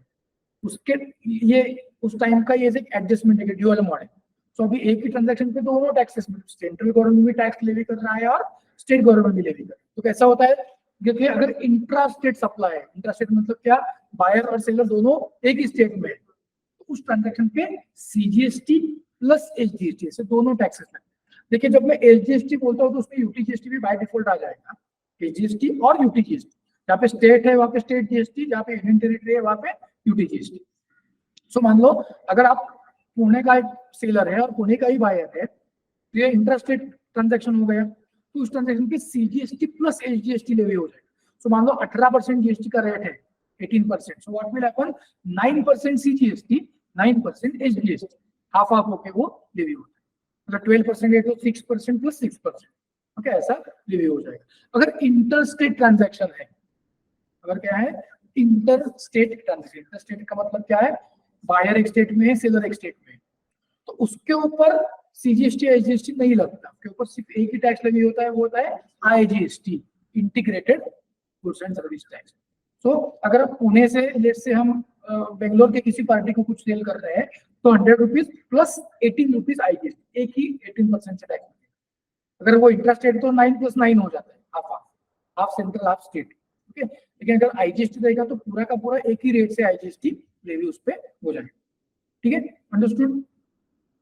देन लेजिस्लेटिव फ्रेमवर्क अगर हम बोलेंगे तो जीएसटी में जैसे सीजीएसटी एक्ट तो सेंट्रल गवर्नमेंट का है, पूरे देश में एक जैसा ही है। यूटी जीएसटी एक्ट अगर यूनियन टेरिटरी एक जैसा ही है पूरे देश में, union territory directly central government के अंडर आ जाता है। आईजीएसटी एक्ट भी एक ही है, लेकिन if you talk about state GST act तो हर एक स्टेट का स्टेट जीएसटी एक्ट अलग अलग है। तो in Maharashtra MGST, Maharashtra state GST, Gujarat there is a Gujarat state GST, Delhi state GST, Punjab state GST, ऐसे करके हर एक स्टेट का स्टेट जीएसटी लॉ अलग अलग है। तो आपके मन में सवाल आ सकता है कि पुराने इसमें और इसमें इसमें डिफरेंट क्या है। पुराने इसमें भी था ना वैट, हर एक स्टेट का अलग अलग था, वैसे इसमें भी हर एक स्टेट का स्टेट जीएसटी अलग अलग है। लेकिन ऐसा है कि भले हर एक स्टेट का स्टेट जीएसटी अलग अलग है, उसके प्रोविजंस बिल्कुल आइडेंटिकल कॉपी पेस्ट एक जैसे ही है। इसका रीजन ये है, ये जीएसटी एक्ट अलग अलग है, लेकिन उसके सिर पे एक जीएसटी काउंसिल करके एक बॉडी गवर्नमेंट ने बिठाई। जीएसटी काउंसिल में यूनियन फाइनेंस मिनिस्टर जो होता है, सेंट्रल गवर्नमेंट के फाइनेंस मिनिस्टर वो, और हर एक स्टेट के फाइनेंस मिनिस्टर, इनका मिलकर ये जीएसटी काउंसिल करके एक काउंसिल होता है। अगर कोई भी जीएसटी लॉ में अमेंडमेंट करना हो तो वो पॉइंट जीएसटी काउंसिल में डिस्कस होकर जीएसटी काउंसिल में अप्रूव जब तक नहीं करते तब तक कोई भी जीएसटी लॉ में अमेंडमेंट नहीं हो सकता। तो जीएसटी काउंसिल किसी एक स्टेट को सिर्फ उनके स्टेट के लिए अलग से प्रोविजन करने को अलाउ नहीं करेगा, ओके। देयरफॉर जीएसटी काउंसिल ये इनके ऊपर मॉनिटरिंग बॉडी होने की वजह से भले आपको ऐसे देखिए कि हर एक स्टेट का स्टेट जीएसटी अलग अलग है, लेकिन उसके जो प्रोविजंस है वो बिल्कुल एक जैसे, ठीक है। Then there is system of classification of goods and service, HSN codes and SAC। goods के लिए वो होता है HSN कोड, सर्विस के लिए होता है SAC कोड। इसके बारे में हमारा तीसरा चैप्टर जो है चार्ज ऑफ जीएसटी, उस चैप्टर में हम डिटेल में डिस्कस करते हैं। At this point of time आप ज्यादा टाइम इसमें वेस्ट नहीं करें। There is a concept of composition scheme under GST. Small traders है, ओके, इनके लिए कंपोजिशन स्कीम का प्रोविजन है, ओके। अगेन ये कंपोजिशन स्कीम का अलग से चैप्टर ही है हमारे इसमें, ओके। उस टाइम पे हम डिटेल में ये डिस्कस करने वाले हैं। अगेन रजिस्ट्रेशन, जीएसटी में आपको रजिस्ट्रेशन लेना पड़ता है, उसके लिए भी अलग से चैप्टर है। एग्जाम्पशंस के लिए अलग से चैप्टर है। सो वो पॉइंट्स हम उस चैप्टर के डिस्कशन के दौरान बहुत डिटेल में और डीप में देखने वाले हैं, okay. Then there is a seamless flow of credits. GST में फ्रीली क्रेडिट, परचेस पे आप जो भी जीएसटी पे करते हो उसका फ्रीली क्रेडिट अवेलेबल हो जाता है, right. So that seamless flow of credit हमने एग्जांपल में भी देखा है हमारे कैसे। Then there is a GST common portal. What is this? GST का जो कंप्लायंस है ना, का पूरा कंप्लायंस है वो ऑनलाइन होता है। उसके लिए जीएसटी का वेबसाइट है, उसको बोलते हैं जीएसटी कॉमन पोर्टल। जो भी जीएसटी में आपको करना है वो पूरा का पूरा ये कॉमन पोर्टल के थ्रू ही आपको करना पड़ता है, ओके। तो इसके लिए वो जीएसटी कॉमन पोर्टल डिजाइन किया हुआ है। And there is a concept of GST compensation cess. What is this concept? आप समझ लो क्या होता है कि देखिए, जीएसटी आने से पहले स्टेट गवर्नमेंट की खुद की कुछ टैक्सेस थी, राइट। जीएसटी आने के बाद क्या हुआ, सब मर्ज हो गए, सबसिम हो गए। तो स्टेट गवर्नमेंट्स को ऐसा फियर था कि मान लो जीएसटी आने से पहले स्टेट गवर्नमेंट के जो हमारे खुद के टैक्सेस है, उस टैक्सेस में से लेट से हमको 100 रुपीज का इनकम मिल रहा है उस टाइम पे, और जीएसटी आने के बाद अगर वो 100 का 80 रुपए हो गए तो हम स्टेट कैसे चलाएंगे, right. This was a fear in the minds of state governments.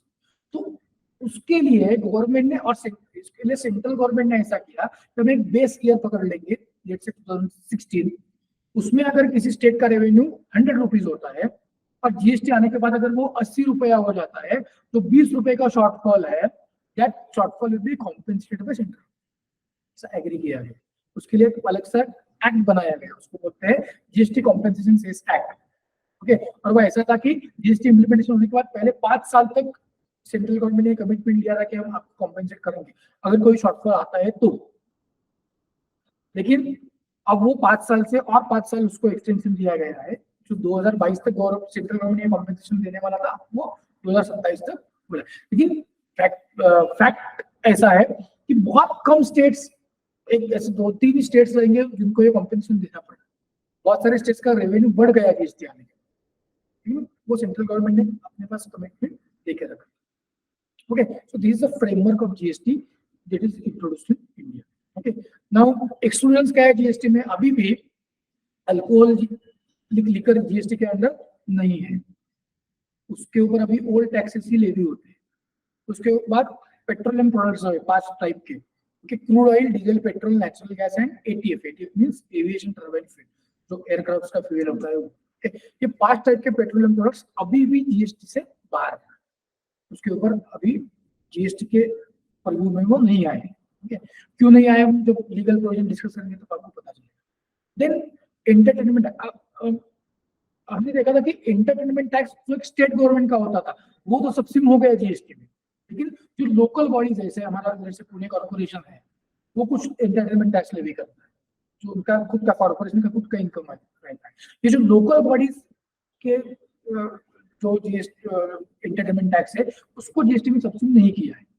Okay, तो लोकल बॉडीज अभी भी कुछ सिटीज में उनके खुद के एंटरटेनमेंट टैक्स लेवी कर रहा है, but that is limited only to that city और that town. Okay, and tobacco is under purview of GST. Okay, tobacco GST में ना आप कोई भी इंडर टैक्स लॉ ले लो, नॉट ओनली जीएसटी, जीएसटी से पहले जो टैक्सेस ना उसमें every time you will find कि liquor, petroleum products and tobacco को एक स्पेशल स्टेटस दिया हुआ है। ओके, सो इसमें ऐसा है कि टोबैको तो जीएसटी में आ गए, लेकिन ये alcoholic liquor for human consumption, petroleum products, ये 2 प्रोडक्ट ऐसे हैं जो जीएसटी के अंदर अभी भी नहीं इंक्लूड हो गए, उसके ऊपर ओल्ड टैक्सेस ही लेवी हो रहे हैं। उसके बाद there is a threshold limit for registration, मतलब अगर आपका टर्नओवर इस एक डिसाइडेड थ्रेशोल्ड लिमिट से कम है तो आपको जीएसटी रजिस्ट्रेशन नहीं लेना पड़ता।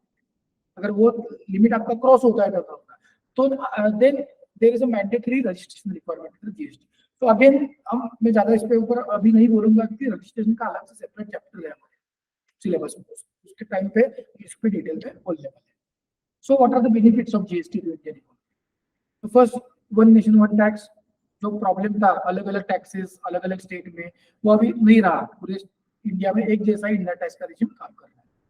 तो इसके लिए वो फॉरेन इन्वेस्टमेंट बढ़ गया, क्योंकि ईज ऑफ बिजनेस, मतलब ईज ऑफ डूइंग बिजनेस बढ़ गया हमारे country. Simplified tax structure, again जितना वो बोलते हैं उतना है नहीं सिंप्लीफाइड। ओके, हम जब लीगल प्रोविजन डिस्कस करेंगे तो आपको पता चलेगा, लेकिन as compare to pre GST regime it is very much simple. Then there is a certainty of tax administration, मतलब क्या? पहले ऐसे होता था कि एक स्टेट में अगर ऐसा रूल है तो दूसरे स्टेट में दूसरा है, तीसरे स्टेट में और तीसरा है, ऐसा जीएसटी में नहीं होता। पूरे देश में आप कभी कहीं पे भी जाओ, जीएसटी के रूल्स रेगुलेशंस एक जैसे ही। देन ऑटोमेटेड प्रोसीजर है, सब ऑनलाइन होता है जीएसटी में, कहीं पे जीएसटी ऑफिस में जाना नहीं पड़ता आपको, ओके, फिजिकली जाना नहीं पड़ता, सारा कुछ जो है ऑनलाइन होता है, इसलिए फास्ट होता है काम। Then reduction in compliance cost, पहले क्या होता था, अगर हम मेरे 30 स्टेट में अलग अलग ऑफिसेस है तो हर एक स्टेट में उस स्टेट का वैट का कंप्लायंस करने वाला अलग कंसल्टेंट, अलग एम्प्लॉय मुझे रखना पड़ता था। अब कैसे है कि मेरा एक ही एम्प्लॉय पूरे इंडिया में मेरे जितने भी स्टेट में जीएसटी का मेरा काम है, उस हर एक स्टेट का काम वो एक जगह पे बैठ के एक ही बंदा कर सकता है। ये रूल्स रेगुलेशन तो सब जगह पे एक जैसे है, तो मेरा कंप्लायंस कॉस्ट कम हो गया। कैस्केडिंग नहीं रहा जीएसटी में, जो हमने देखा था कि कैस्केडिंग की वजह से क्या प्रॉब्लम है, वो कैस्केडिंग नहीं रहा। एंड स्मॉल ट्रेडर्स एंटरप्रेन्योर्स को क्रेडिट अवेलेबिलिटी की वजह से बहुत सारे बेनिफिट उसमें हुए हैं।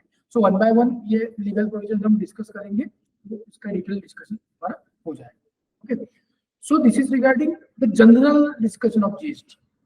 ओके, जीएसटी लॉ का जी भी हमने इसमें डिस्कस नहीं किया है, वो जो सब है वो हमारा सेकंड जो चैप्टर है उससे चालू होता है। ओके, सप्लाई अंडर जीएसटी, उसका जो प्रोविजन है वो हम आज अभी नहीं कल के लेक्चर में हम डिस्कस करेंगे, कल 12 बजे लेक्चर होगा जीएसटी का। तो सप्लाई अंडर जीएसटी उसका जो लीगल प्रोविजन है that we will discuss in the tomorrow's lecture. ठीक है, आज हम